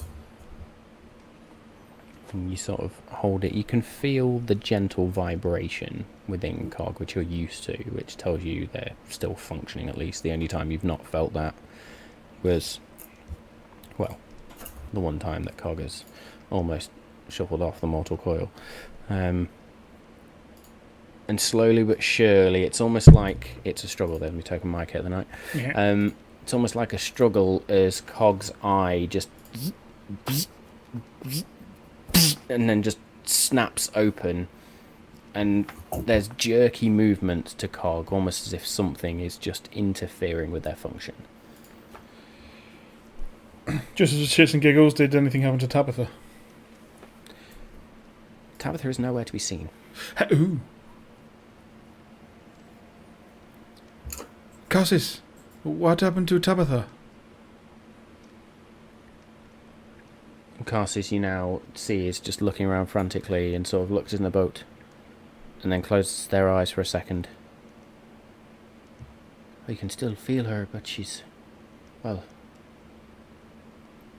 beyond. I'd have to try and summon her again. What? What just happened? It's got to be the natural protection magical on this island. Yeah. Yes. This is weird. So continuing that description then, I'll say you begin to sort of walk a little bit further just to get away from this sickening feeling, and it doesn't lessen so much as you continue on through, but you now walk between these huge great crystals, and your footsteps begin to create this gentle crunching sound as you see that actually as you tread along the sand it's mixed with these tiny fragments of this gemstone which seems to litter the island. The air itself carries not just the smell of salt from the seas, but there's also this mineral smell, and almost like this subtle whisper of mystical energy. From where you are on the coastline, as I bring my new map back up, you can just about see in the distance, and I mean the far distance, it being almost 30 miles away from where you are, there is this single structure that stands taller than even the tallest of mana stones, and the only reason you notice it is because right at the top the sunlight is reflected and it's almost like a star is shining in the daylight, second to the light of the sun, as this just reflection casts off it, almost like this candle burning in the middle, and you can see as you look down it just then descends into fog, or that distance like fog, if that makes sense. Lex, Cassis, a quick question. Can you cast anything? Ooh, that's a good point. I want to check my items, but well, without wasting it, I don't want to try. I will try and just cast a message to speak to Jewel in her head, see if that works. Testing, 1, 2, 3. Make me an Arcana check, please. 19. 19. You feel an instant connection with this spell, but where you only meant to send it to Jewel or Cassis, sorry? Jewel. You instantly connect with all of your allies in the immediate vicinity, and this message just pulses out. Jewel and Cassis both sort of wince as the voice is louder than you expected in their heads. Booms out. Whoa! Steady on, Lex. I didn't. That's not fun. I didn't mean to do that. It's almost as if it was amplified somehow. That is, well, that is important information. Also, I may have been slightly distracted with this island. Did you actually pick up the boat?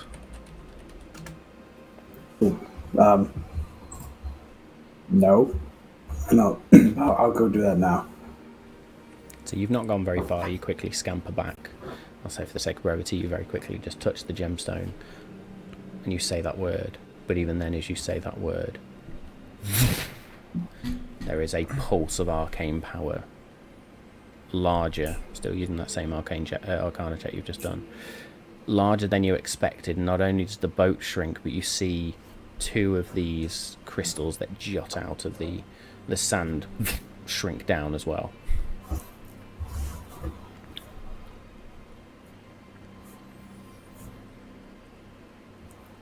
I think we have to be very careful. I can see why the mages decided to set up camp here. If it amplifies your power, it must be formidable. Yes, let us make sure we make a good first impression. And do please let me know if you are struggling.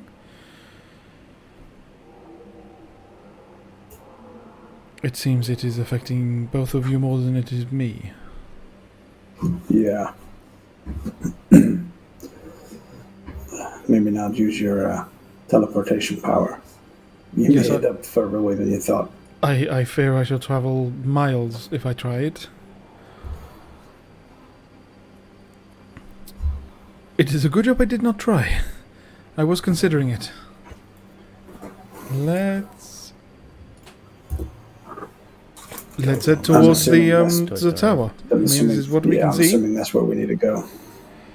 Yes. Hopefully we will. Oh. Well, let's hope we make it there.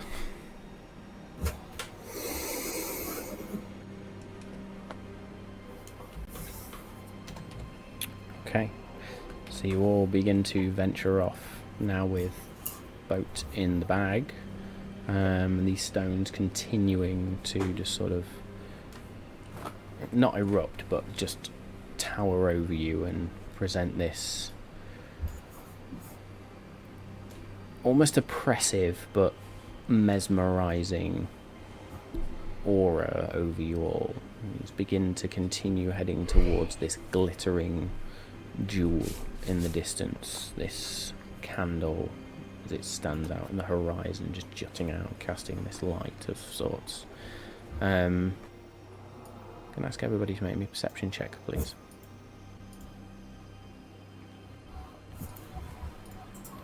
10. Bad rolls tonight. Bad rolls. 8 for me. And 16 for Cassis. 16 for Cassis. So all of you sort of are just looking around, cautiously moving towards. And there's a moment where Carsis's head just snaps up as they feel this shadow just swoop across the top. You don't think we're alone? Well, make sure we are not looking like a threat.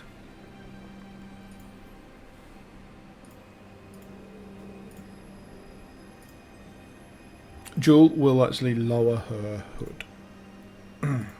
Okay. She wants to not be construed as trying to be hiding. Mm-hmm. Let us keep going.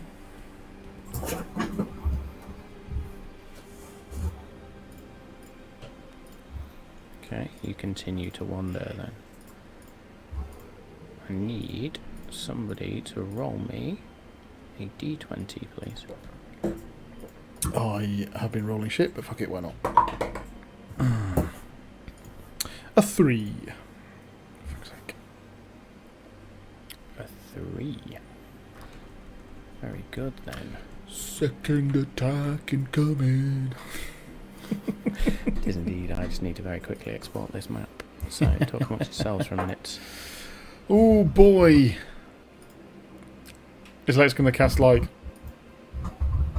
Oh no, is Carsus going to cast like Firebolt and we get Fireball?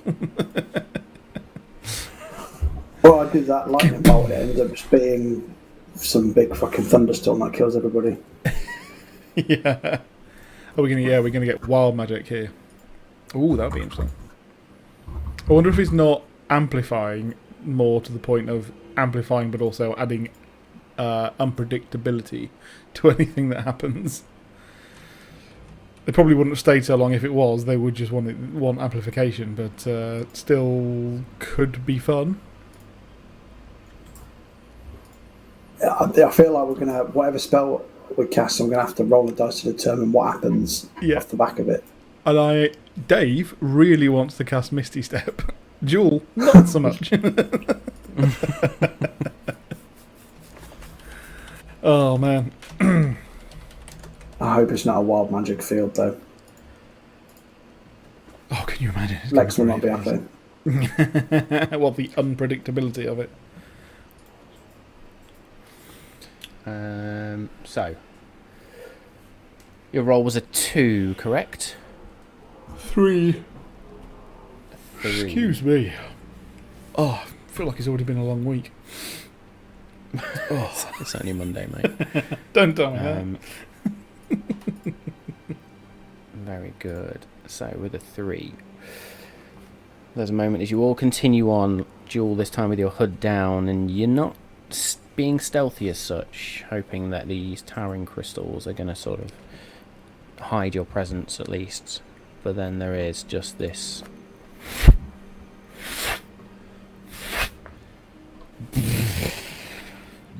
hulking creature just lands from the sky in front of you, turns and rears up, and as it rears up, Lex, suggestion again? Suggestion now?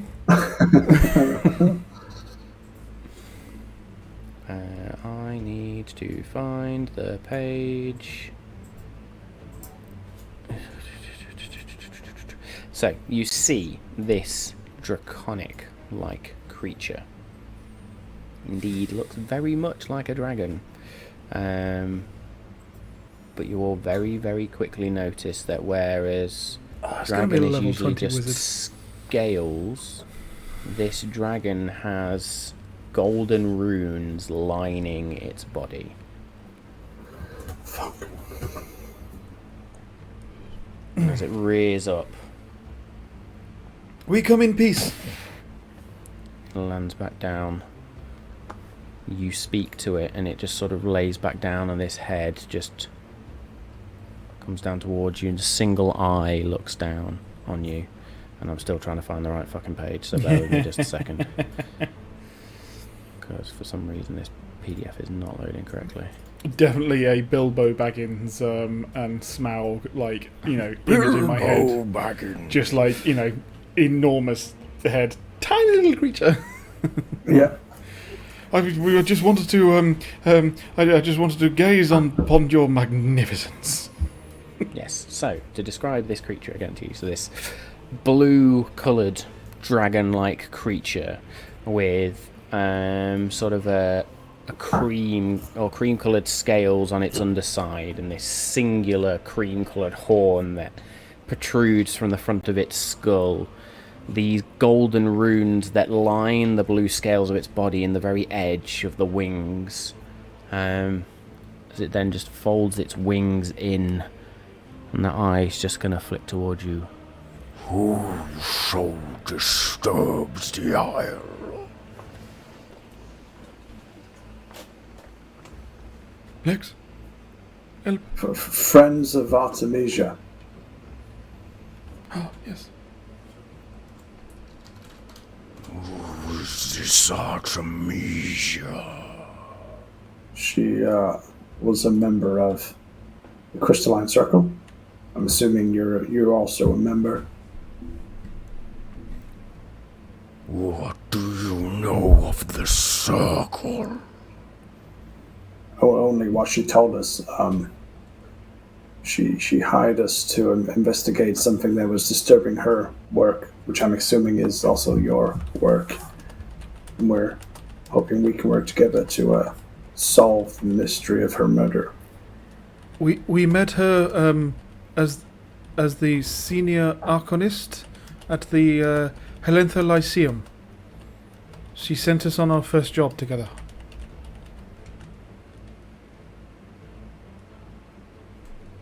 Zephyrath knows no Artemisia. No knows no Lyceum. Ah, Are you... could you maybe take us to the people who do? I am not a delivery creature. Are you in alliance with the Wizards of the Tower? I am bound by them. They are the ones we wish to speak to. They do know Artemisia. Dragon blinks for a moment. I cannot let strangers pass. You must be tested. Malt.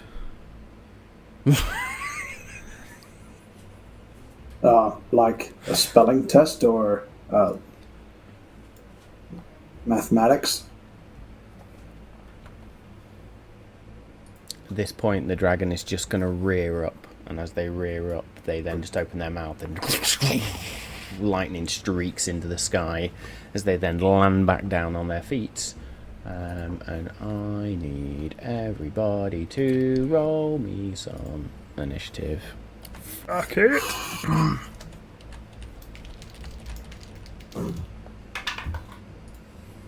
I had to very quickly go through all my other notes there because you threw me a total fucking curveball. Garbage tonight. What am I talking about? I very quickly had to bring up my notes to remember one. Well, no, it was just the suggestion on the elemental. I was like, oh, fuck me, there's no fight there. Straight to all the other shit we planned. Initiative. So Lex got a Bear with me 17. just a second. You roll for Cartus. Cass has got 23. Oh, you fighter. 17, 23. Jewel? 9. 9. Out of place is what Jewel is at the moment. Yes. Very good. Right. Owlbear. The map's not so good this time because, yeah, Because we landed it on done you. on the fly. Done on the fly. Do.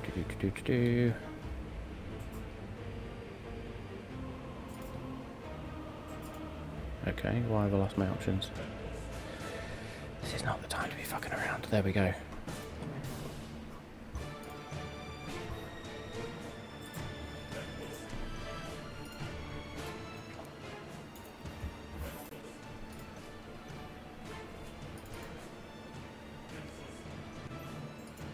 I didn't realise Owlbear had an initiative tracker built into it as well. It does. I've added that in, but we're not using it. Nice.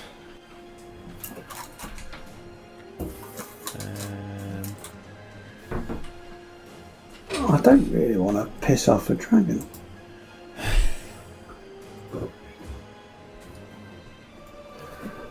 Maybe not. Oh, lightning bolt's not going to work, is it? That is a very good astute assumption there by Lex. You motherfuckers. Suppose it's time to pull up a Carsis. Let's open scene. I might ironically do Dragon's Breath. And sit. So let's put characters on. 1, How the hell do you 2, use Carsis? 3, 4, even though Cog's kind of inactive at the minute. And then... So, just for the sake of giving credit where credit's due, this beast we are about to fight, or be tested by, is courtesy of the Mutated Monsters manual, which is, I believe, from Dice Dungeons. So, big shout out to them. The only thing I'm not happy with is that they've not given me the VTT, the token, to use. They've given me every other token but that one. Oh. Which is really disappointing, so I can't show it. Well, I suppose I could make a very quick one, but yeah, fuck it, we'll do that. Screenshot. Bear with me, sorry, I'm just dicking around now. Right. So hang on a minute. We're gonna have to go under a test by basically just trying to beat the crap out of this thing, which is very enemy-esque. So we're saying that we want to go and help them. We want to go and meet them when we're no enemy, and yet we're bludgeoning their guardsmen. Thoughts? Yeah. Well, you know, just because we rolled initiative doesn't mean we have to fight. you could try pedicure. You know. If we can figure out what the test is, if it's a test of, he said we're not the enemy. We said we're not the enemy, so the test is him calling our bluff on that. So if we don't attack him, what happens? Fair cop. That's a very good point. Or is it just a test of power? I don't know. Is it that you only know someone when you fight them? Either way, I don't like our chances. No, especially the fact that we have to understand that what an earth Karsus is able to do. I can help you on that front. So Yeah, I think Seduce it'll it. be... Seduce the yeah, dragon. you know. Hey, little dragon babies. I'm sure he'll do Blade Song, something funky, and then... Yeah, do some stuff. Where are we? Might need That's the absorb wrong elements. window. Titty bit, yeah. Titty bit. Firebolt. How many times can you put absorb elements, you know, or do absorb elements? Can you do it on all three of us? There we go. Nice. Toit. In fact, I'm going to say it's there. Let's have a look at that bad boy. Look at that. Yes, there we go. You beauty. As I say, courtesy of Mutated Monsters, which I supported on Kickstarter, which is lots of fun. So yes, we will launch into this combat now. I've sorted my shit out. Apologies for that, folks. Very good. So first up is Karsus. What would Karsus like to do? Panic. Do No, you think that's Car- us. Do you think Karsus is going to do Blade Song and go fucking nuts on it?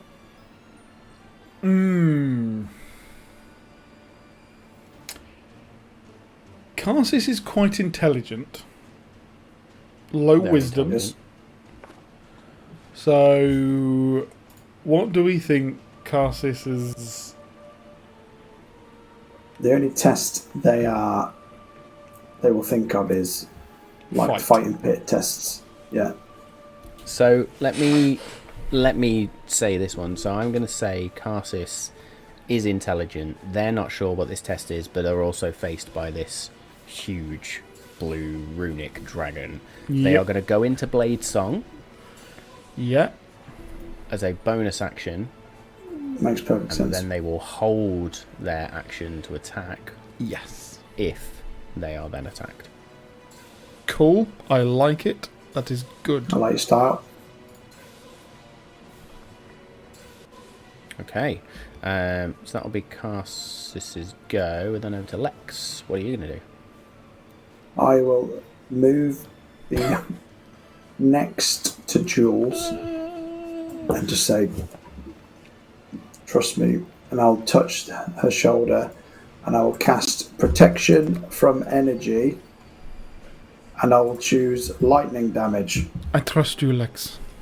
Nice. Very nice. So you now have resistance to lightning damage. Putting that on there, damn. Resistance to lightning. Hopefully you won't die this week now. Watch me. Hold my beer. So, let's stick a coloured ring on Jewel. I'll say that's a blue aura then, to protect you from lightning Nice. damage. Is that a concentration spell, Lex? Oh, good question. Let me double check. Concentration up to an hour. Concentration.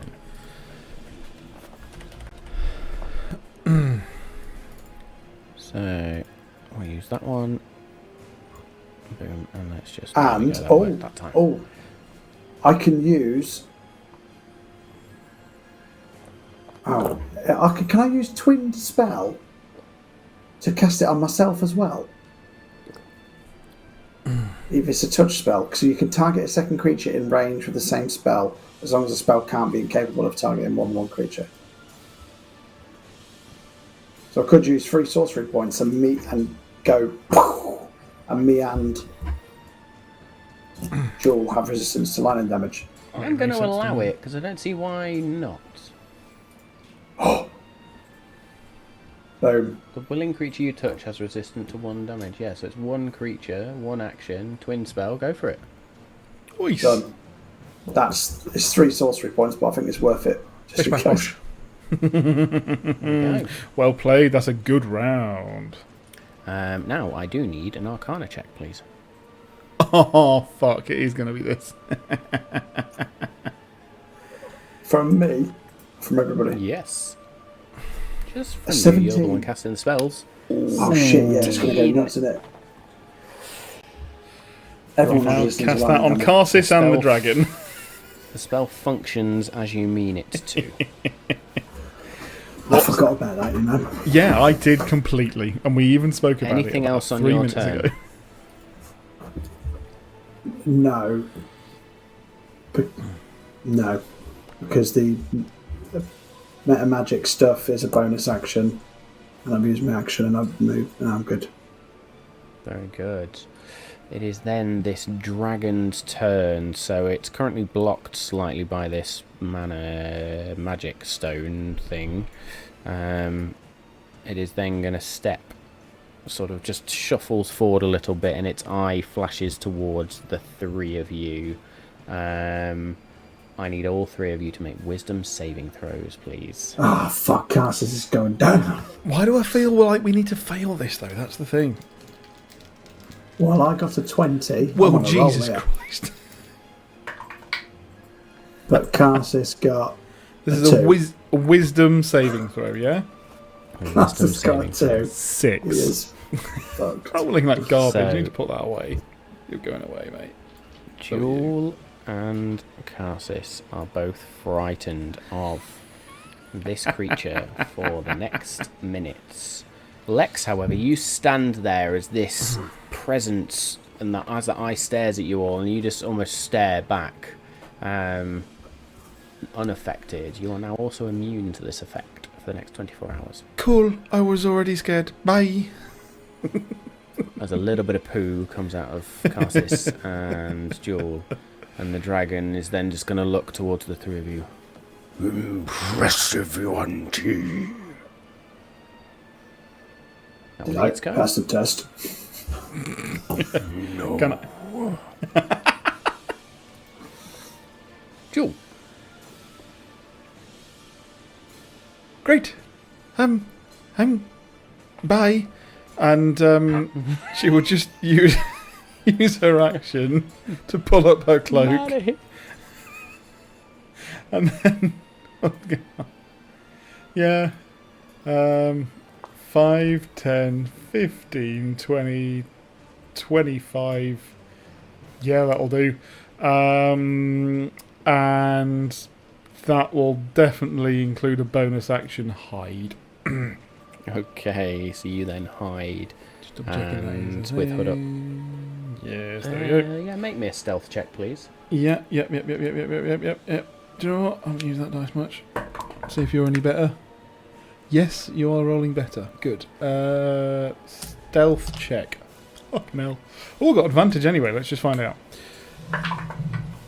Nope, that's not better. 24. 24. Very good. Anything else in your turn? No. Okay. The dragon is going to take a legendary action Of course it is. at this Of point. course. And it's going to look. You see the runes on its side just glow, and they sort of surge up around the head, and the eyes glow gold for a minute. And its head scans around the battlefield.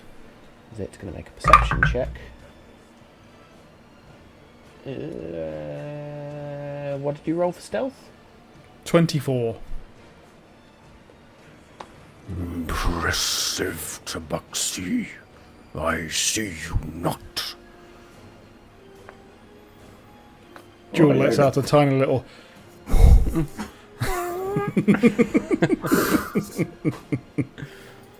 Karsus. I don't know what to do. Sure. Well, his action's gone, so his reaction. I kind of don't want to there. attack it because he's not attacking us.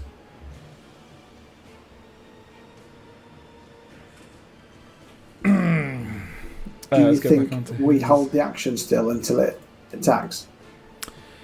I really hate doing anything other than that. I'm just trying to think if there's anything. I mean.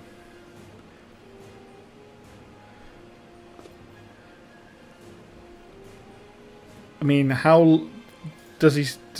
Oh yeah, presumably actually, because we said he's only taken us about 4 hours. That mage arm is still up on both of you from him. Yeah. Mhm. Yep. Okay.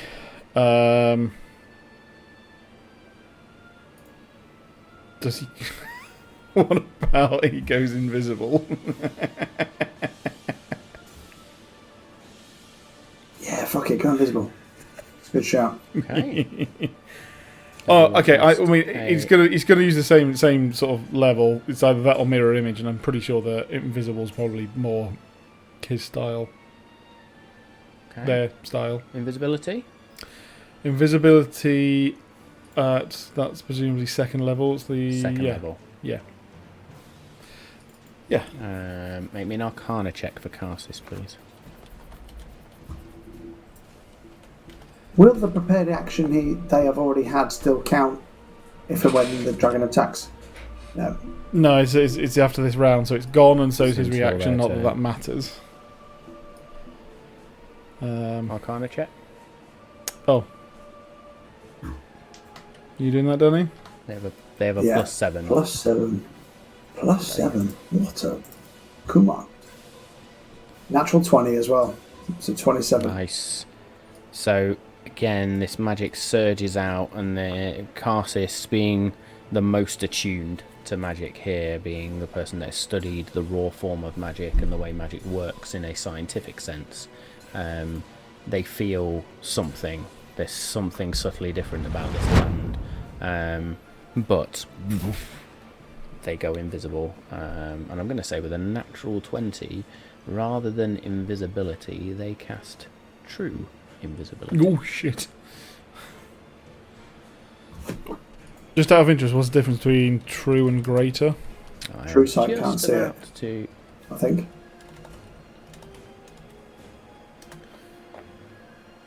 True. Or is it greater invisibility I'm thinking of? Bear with me. Spell. Greater invisibility is the one where you can actually cast other stuff and attack while staying invisible, I believe. Let me just have a look. True Spells. invisibility, I have no idea. I don't think true invisibility is a thing. I'm making it up. It's greater Cool. invisibility is the one I'm looking for. So yes, they cast greater invisibility. Instead. For a minute. Wow, nice.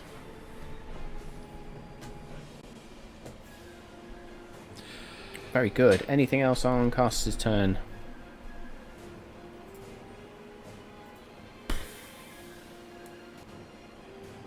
Nope. No.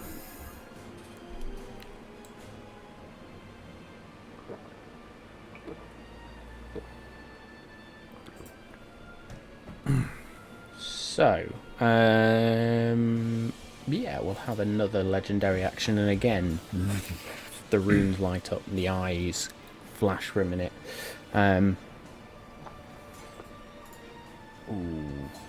can I have some fun? Yes, I will.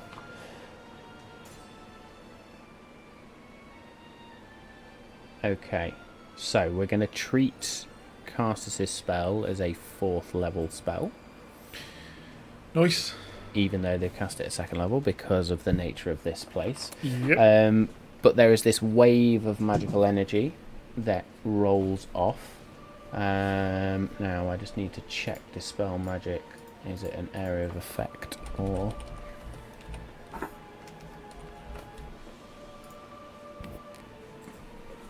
Choose one creature, object, or magical effect. So, I need to make an ability check. So, it's 14 is going to be the DC. And this is a spellcasting ability check. This is for Karsis to resist it or something? This is for Karsis to maintain invisibility, basically. Okay. So, the dragon is now trying to dispel this invisibility. Basically casting dispel magic. Yeah. And rolls not great. A 10. Ah, bugger. So Karsis is still invisible because the DC was 14.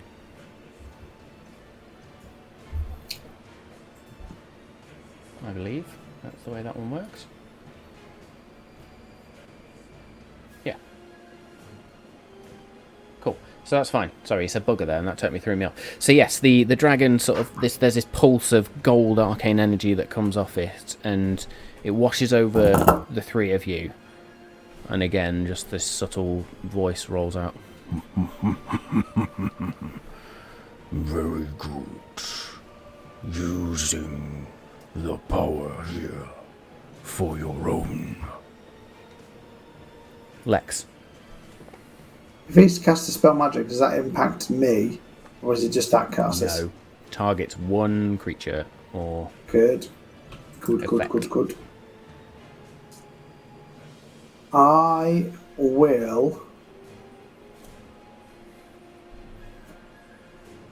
prepare a chromatic orb in my hand, and it will be just this bubbling orb of acid, and I'll cast it at 3rd level. So I'll hold my action.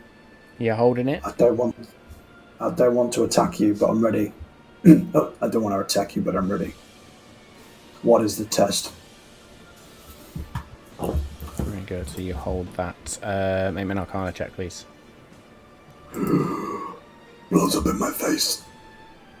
Ooh, 22. Oof. 22. Nice.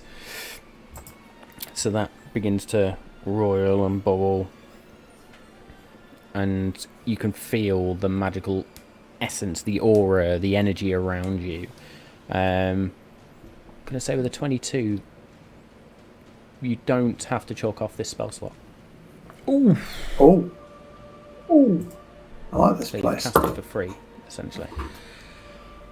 Just out of interest, is it only when rolling arcane checks when they are casting spells and not using magical items?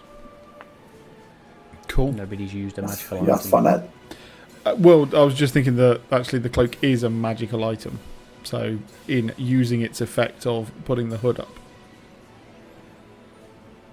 Okay, I didn't realise you were... Yes, of course, you were then using that to go invisible. We'll leave it for now, That's fine. but I probably should have done something like that just for the sake of brevity.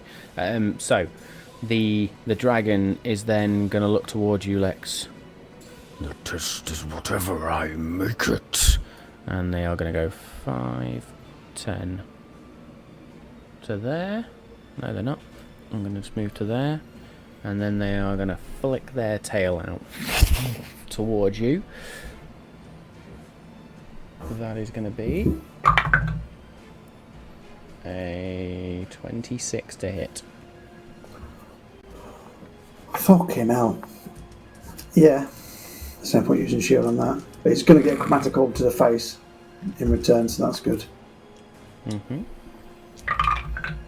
So you're going to take 7, 8, 9, 10, 11, 12... Maths. 19 points of bludgeoning damage as this tail Oh, shit. smacks you. So I need a concentration check, please. Yeah. Of 8 or higher. Oh, 10 or higher. Yes. It was a 12. Oof. So you maintain concentration on that protection from energy. And then it's getting a chromatic orb now. And then you just stand and throw it. Fuck. 9 to hit. Nine. So as you throw this chromatic orb, the dragon just ducks its head and the orb just splatters over it, and you see the scales just almost shine blue And the gold runes just surge again. You'll have to do better than that. That is it to go. Jill. Seeing it attack Lex and knowing that we're now going to be in with trying to get this thing.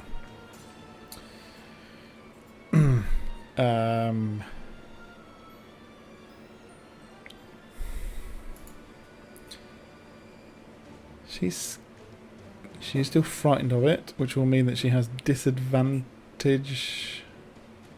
Yes. On attack rolls.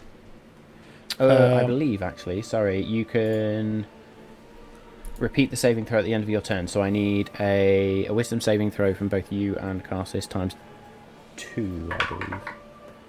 Cass got a 19. Cassis is no longer frightened. 10 and another one? Yeah. Worse. Okay, so you are still frightened. Okay, still frightened and presumably, is it bright daylight? Where we are? Yes. Yeah, absolutely. So it will be, she'll pull out her hand crossbow, say pull out, it's already like attached to her hand. We'll load it and fire. So that will be... Probably going to want to move. Yeah, so I can towards actually it, see. So what? 5, 10? Yep, that'll do. Haven't got any closer, I don't think. Can see it and therefore can't use steady aim. So it will just be a disadvantage roll. Attack at disadvantage. Yeah. So a 15 to hit. 15. As you fire this crossbow, the bolt just streaks towards the dragon and just catches against the scales and skitters off. We are only doing this to protect ourselves. You have hurt one of ours. Show me. Anything else on your turn? Yeah, just so I'm just moving the map because then I shall. So that was 5, 10.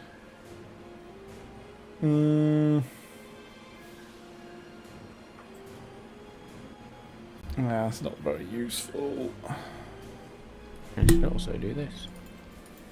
Okay, do you know what? Sod it. Yeah, due to her fear, she will use feline agility. And therefore will double her movement so she can actually then get behind this. Behind the big bastard. For another bonus action hide. Okay. So... Roll stealth, please. Cool.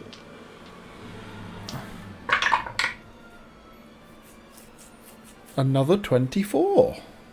Another 24. At the end of your turn then, seeing you sort of dash off and use your feline agility, the dragon loses sight of you for a moment, but again, the eyes glow up. And it will use its detect ability, which with a perception check of 24... Meets. So I'm going to say they just see you dart behind this. You don't necessarily know they've seen you. Up until... Go on. And can I roll again for frightened? Yes, the end of your turn. Wisdom saving throw. 12.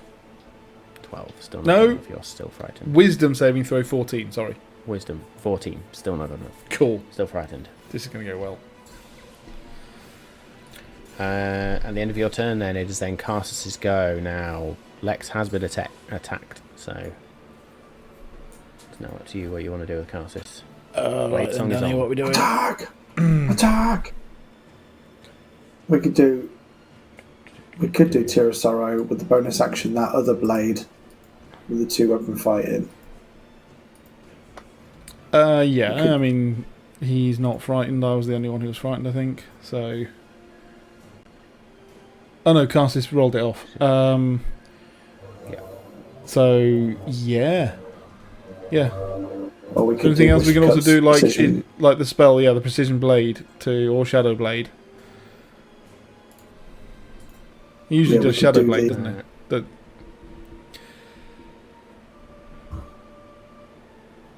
The Precision Blade could be good to pick the type of damage we do afterwards. Cool. Yeah, do that then, and don't pick lightning.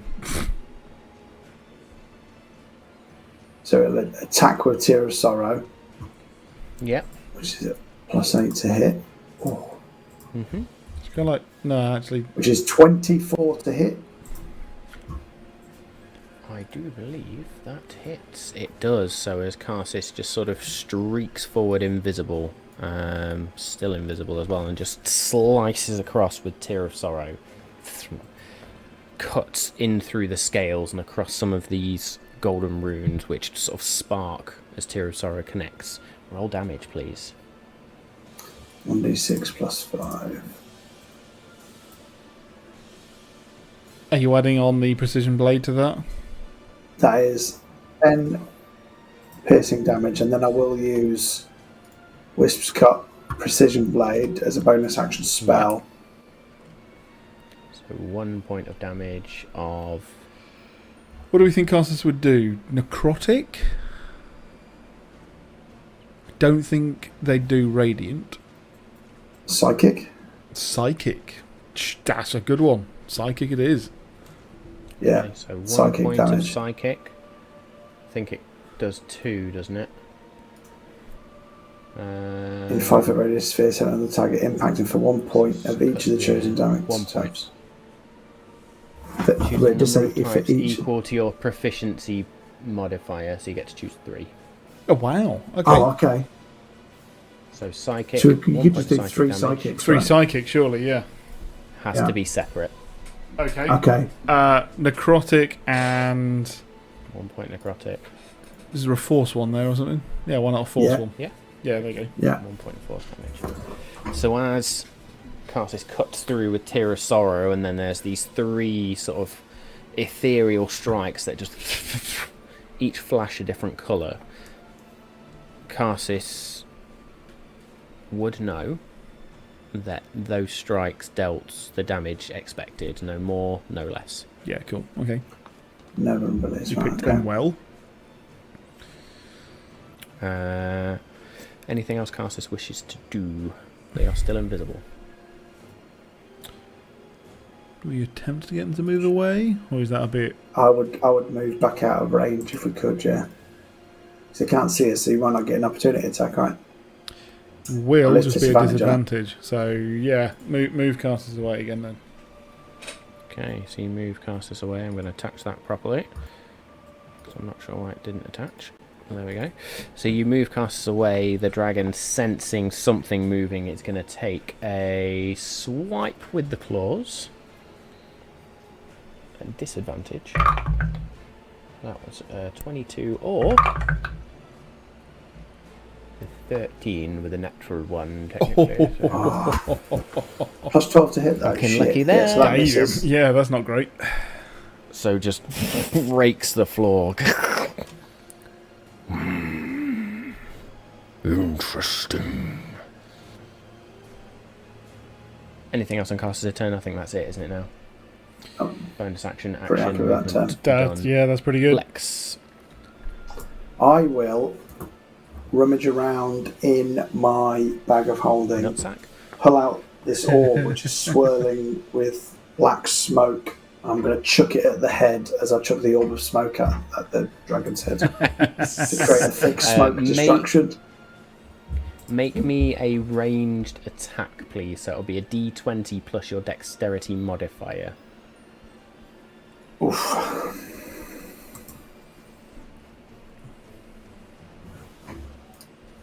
Eight. Yeah, I So might you use my throw magical this- guidance Up to you. to re-roll it. Fucking right, I'm going to re-roll This that. is- That's shite. It's more about just accuracy on the throw. Oh, fuck's sake. Okay. I got a 7. So No. you throw this orb, and it doesn't quite get towards the head. It sort of explodes on the midriff, but it's enough to distract this dragon. It's black smoke opens up for, is it a 30-foot radius, I believe? Yeah. Or it might be No, smaller, remind actually. myself. Smoke bomb, I think it's a 10-foot radius, actually. It's just a custom item in my bag. It's not a proper item. That's So fine. it says creates thick smoke Yeah, distraction. no, so if I remember rightly, it's a smaller radius because it's disappear, ninja type smoke bomb. Yeah. So yeah, we'll say small 10-foot radius, this thing, and the dragon's just sort of Simple trinkets. but you do have a moment to move if you wish.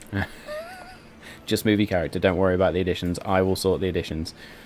I was trying to just pick him. Yeah. So I'll move behind the rock. Okay, so you move behind the rock, which gives you half cover, we will say. I'll take it. As the smoke then dissipates, the dragon's just going to look around. Well, if you're all going to hide, let's make it interesting. Yeah. Oh, we're gonna die. We're gonna die. Area of effect.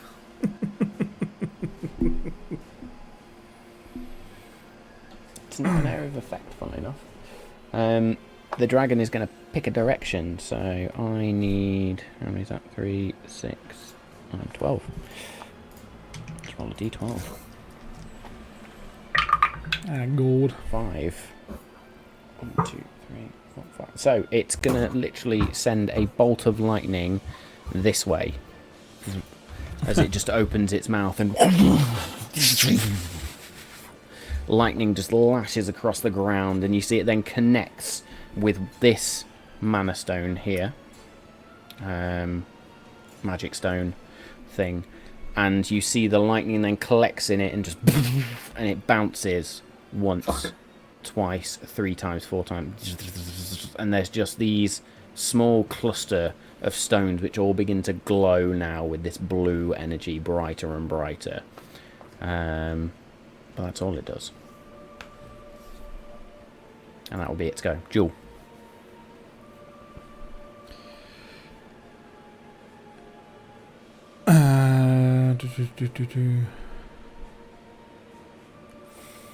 Fucking hell.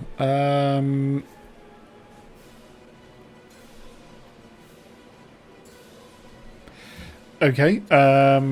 Still frightened. We'll move 5, 10. And presumably can just see this creature. So we'll fire again. Yep. At disadvantage. Just checking. It will be. I think it's a disadvantage now. anyway, down to the range. But Very good point. Yes. you can Guys? have a disadvantage. Have you thought about trying to use the stones? I mean, can't. I'm sure 14. 14. And it just doesn't fly far enough and hits down into the dirt just shy of the dragon. Marvellous. Bonus action hide. 5, 10. Cool. The dragon's going to look at the bolt where it's fallen and sort of spins its body around then. Cool. 17. Wisdom save. 17 is the magic number as you break out of this fear now. And you are all 3 immune to this effect for 24 hours. Okay. We'll be dead in 1 hour. We'll use a legendary action then. Oh, and I hid for 28 this time. 28, very good. Remember that number, please. Yeah, it's going to use a legendary action again to just try and find that invisibility spell. It's just going to emanate this wave of energy out to try and dispel that. So, again. And that is going to succeed. So this time, the invisibility just wears off. There you are, little tiefling. That's its legendary action. Casters go. What do they want to do? I'm thinking we've tried other damage types. Should we try fire? Yeah, because we've not ruled them out. We've actually ruled in 3 of them. But yeah, we might as well know more, so we might as well try fire.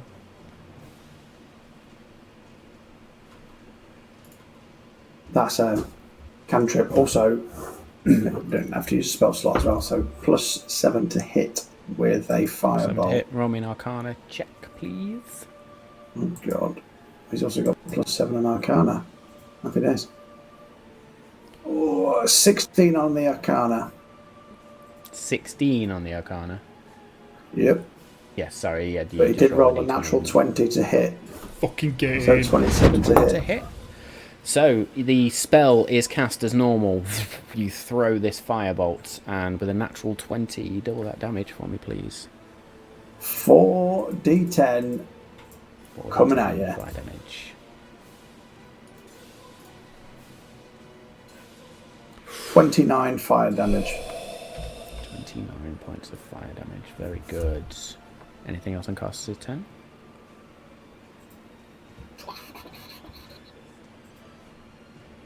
Makes sense to give some half cover, right? And move behind one of these. Very good. So in the square. So I will say, as that firebolt hits, sort of burns across the dragon, parts of the fire is just sucked towards that nearest stone here, and its colour begins to turn to more of a almost a purplish hue as orange light begins to emanate out from it, and it just begins to glow orange. Lex. I will touch myself. Yeah. Because I wank when I'm nervous. No, I will touch myself with... I will again make a little cog pill for me to swallow as I give myself Dragon Breath as a bonus action. And then I will step out, and I will use... Into a square. What damage do I want to use? What damage do I want to use? I will go with ice. Cold damage. Ice. Why not? Dex 14 saving throw, please. Dex 14 saving throws. You just step out and ice crystals form in the air. You also charge up the crystal a little bit. Saving throw of 17. Saves, so that's half damage. Very good. Which is... I rolled 12, so that's 6 Cold damage. Of cold damage. Okay, as it takes that 6 points of cold damage, then you see ice crystals form and then just fall off of this dragon. Does the damage you expect? Oh, fuck. Hang about. That's concentration, and I'm already concentrating on the lightning damage resistance thing. So I can't do that. So the lightning damage resistance is now gone. Well, yeah, the resistance is just gone now. That's all right. Yeah, I fucked it. Fucked it. Sorry, everyone. Nah. So then, as your turn finishes, you've only moved 10 feet. Do you want to do anything else? Yeah. Movement wise. Fucking noise. Get back there. Get in a square, god damn it.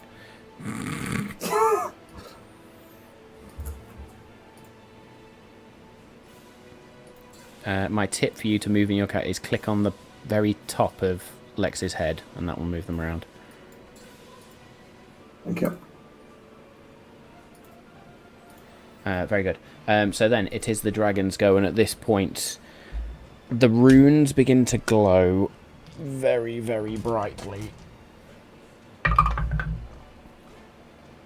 And they grow brilliantly golden, and they shine up to where the throat is, and that just seems to flash, and you can see sparks of lightning just form in the mouth as its breath weapon instantly recharges.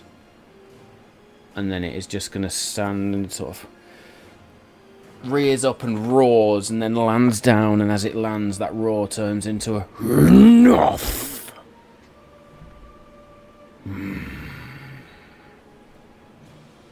We are done. Step forth. No more harm will come from me.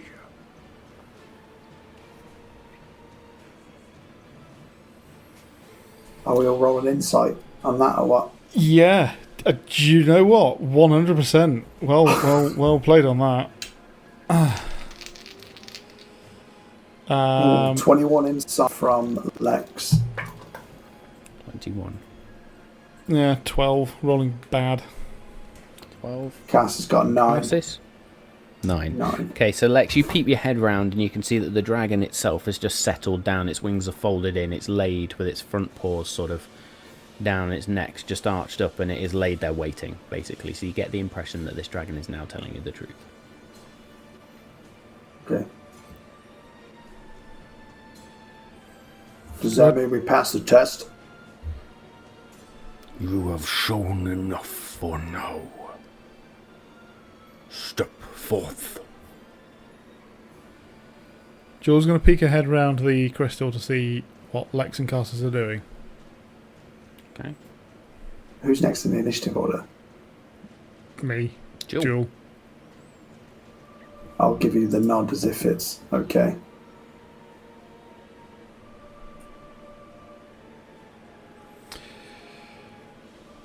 Oh. Okay, yeah.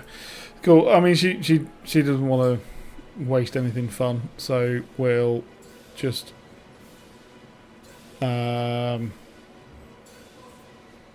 she'll move around up to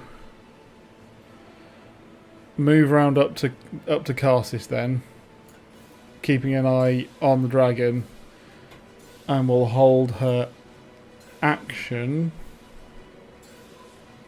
to dodge. Very good. So are you gonna hold an action to dodge, or are you gonna take the dodge action? Oh yeah, take the dodge action. Yeah, Take the dodge action. Very good. Okay, so as you move up next to Karsus, then Karsus is just gonna sort of look at you. I don't like the look of that stone glowing orange. no, I don't like any of this. But like I said, But still, we the are, dragon said it's fine. So, and we we go. are here to, well, not make enemies. No. Well, it's the only one with that tail again. I'm gonna... Well, he'll have made an enemy out of me. Karsus is then going to go 5, 10, 15, staying well away from that stone. 20, 25 to there. And just stands before the dragon and is just going to place the point of Tear of Sorrow on the floor. Not as one. Now 3. Lex, what are you doing? I will go to stand. Tip of the head. Off. Tip of the head. There you I'm go. tipping over the heading. I'll go stand next to Cassus. He's done it. 2. Come out, little kitty cat. Doesn't do anything on its turn. I'll move up and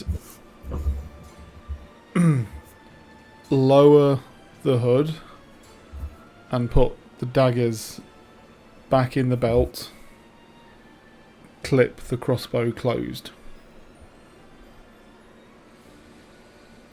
And with that, seeing all of you somewhat relax, the dragon's shoulders just settle. Good. Only those with power may enter this island. Only those worthy of controlling it. I cannot give you entrance to the tower, but I can let you pass across the land. Do not take, do not steal, do not damage, or my wrath will be unrestrained. I don't know a word. I just literally Leashed. fucking failed everything. But yeah, unleashed. My brain just went, yeah, words. Blame the heat. Blame Or the my heat. wrath will be unleashed upon you. They are good terms. We will be happy to oblige.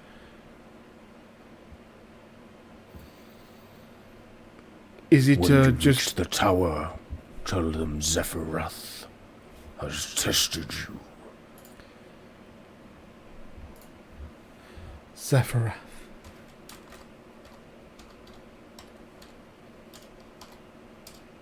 Any relation to Zapanir? No, long lost younger brother? Would Lex know that name? No, I'm asking as me. And I'm saying fuck all. The cousin that actually did well. Very Well, good. So we're out of combat. With that, as the dragon sort of parts this knowledge onto you, it then... Do not touch the stones that glow. Give them a wide berth. They will settle in time. For now, I fly. 1 pump, 2 pump, 3 pump, great big flaps of these gigantic dragon wings, and it just launches into the air. And you just see it and then streak off into the sky. Why is it that the one phrase that keeps coming back into my mind is out of our depth? I Well, consider you're it not a wrong. success. You didn't die. Well, small victories, I suppose. Um, I was too afraid. Lex, you're looking a little bit bruised. I'm a little bit... Yeah, I'm half dead. I'm not Oh, gonna yes. lie. He sat on you, right? He whipped me with his tail. Yeah. I have got another potion of greater healing, and I'm going to have a bash on that. Yeah, go for it. 4d4 plus 4. This is a bit shit. Let us hope he is... 13. 13 points. 30 health, that'll do for now. Let's hope that beast will be true to its word and leave us be. I Hey, think he well, has no reason to deceive. Should we go find some wizards instead? Yes, I'm sure they are going to be just as amenable. I doubt it, but Head Well. towards the big glowy beacon, again, I suppose. I mean, it's a little phallic, isn't it? It does conjure thoughts, yes? I mean, it Screams looks of like a big compensation, if penis. you ask me. That little balcony right at the That's top what looks I like meant, a yes. little ring. Looks- Is that something you have? I mean, I can show you if you want to. I really no. Really no. Are these innuendos that I am yet to become accustomed with? Don't worry, Lex. I'll educate you later on the journey. Let's go. I patiently await to understand. See, I've learned patience. Well, Lex, your emotions are not in check today. So I'd love to know how you're feeling after that dragon battle. However, we are slightly over time tonight, so I'm going to say we will leave it there for this evening. I apologise for being a bit of a poor DM towards the end there. That was a lot of messing around on my part, so 100 apologies for slowing things down. We got there in the end. Massive curveball for the Gives us- players. I should gives have us been time prepared to for cast that. it. Sheep, Danny, some- well done on that curveball. Yeah. I now need to remember that Danny has suggestion and can probably successfully cast it this time. Because the levels are high. It's going to be the new slow. Let's need- I'm going to fucking annoy you with it so much. Very good. Cool. So with that, yes, we will wrap up. Thank you all for joining us. I appreciate it's warm, or at least it is here in the UK. It's been a long night as well, so thank you all for staying with us as far as you did. Thank you for the raid at the beginning. Thank you for those people that have popped in. First-time followers, first-time chatters, people that have returned just to the end there. I saw you pop in. Thank you very much for joining us. Hopefully you enjoy the VOD. Hopefully you enjoy the podcast as well. Don't forget to leave those ratings, reviews, hit the subscribe button, notifications, all those sorts of things. Please do that so you don't miss any any of the action. But yes, that is us for tonight. We have been the Malt and Magic crew. This has been episode 22 of campaign 2. We are rocking on with the campaign now. But as always, stay safe. We love you always, and we'll see you next week.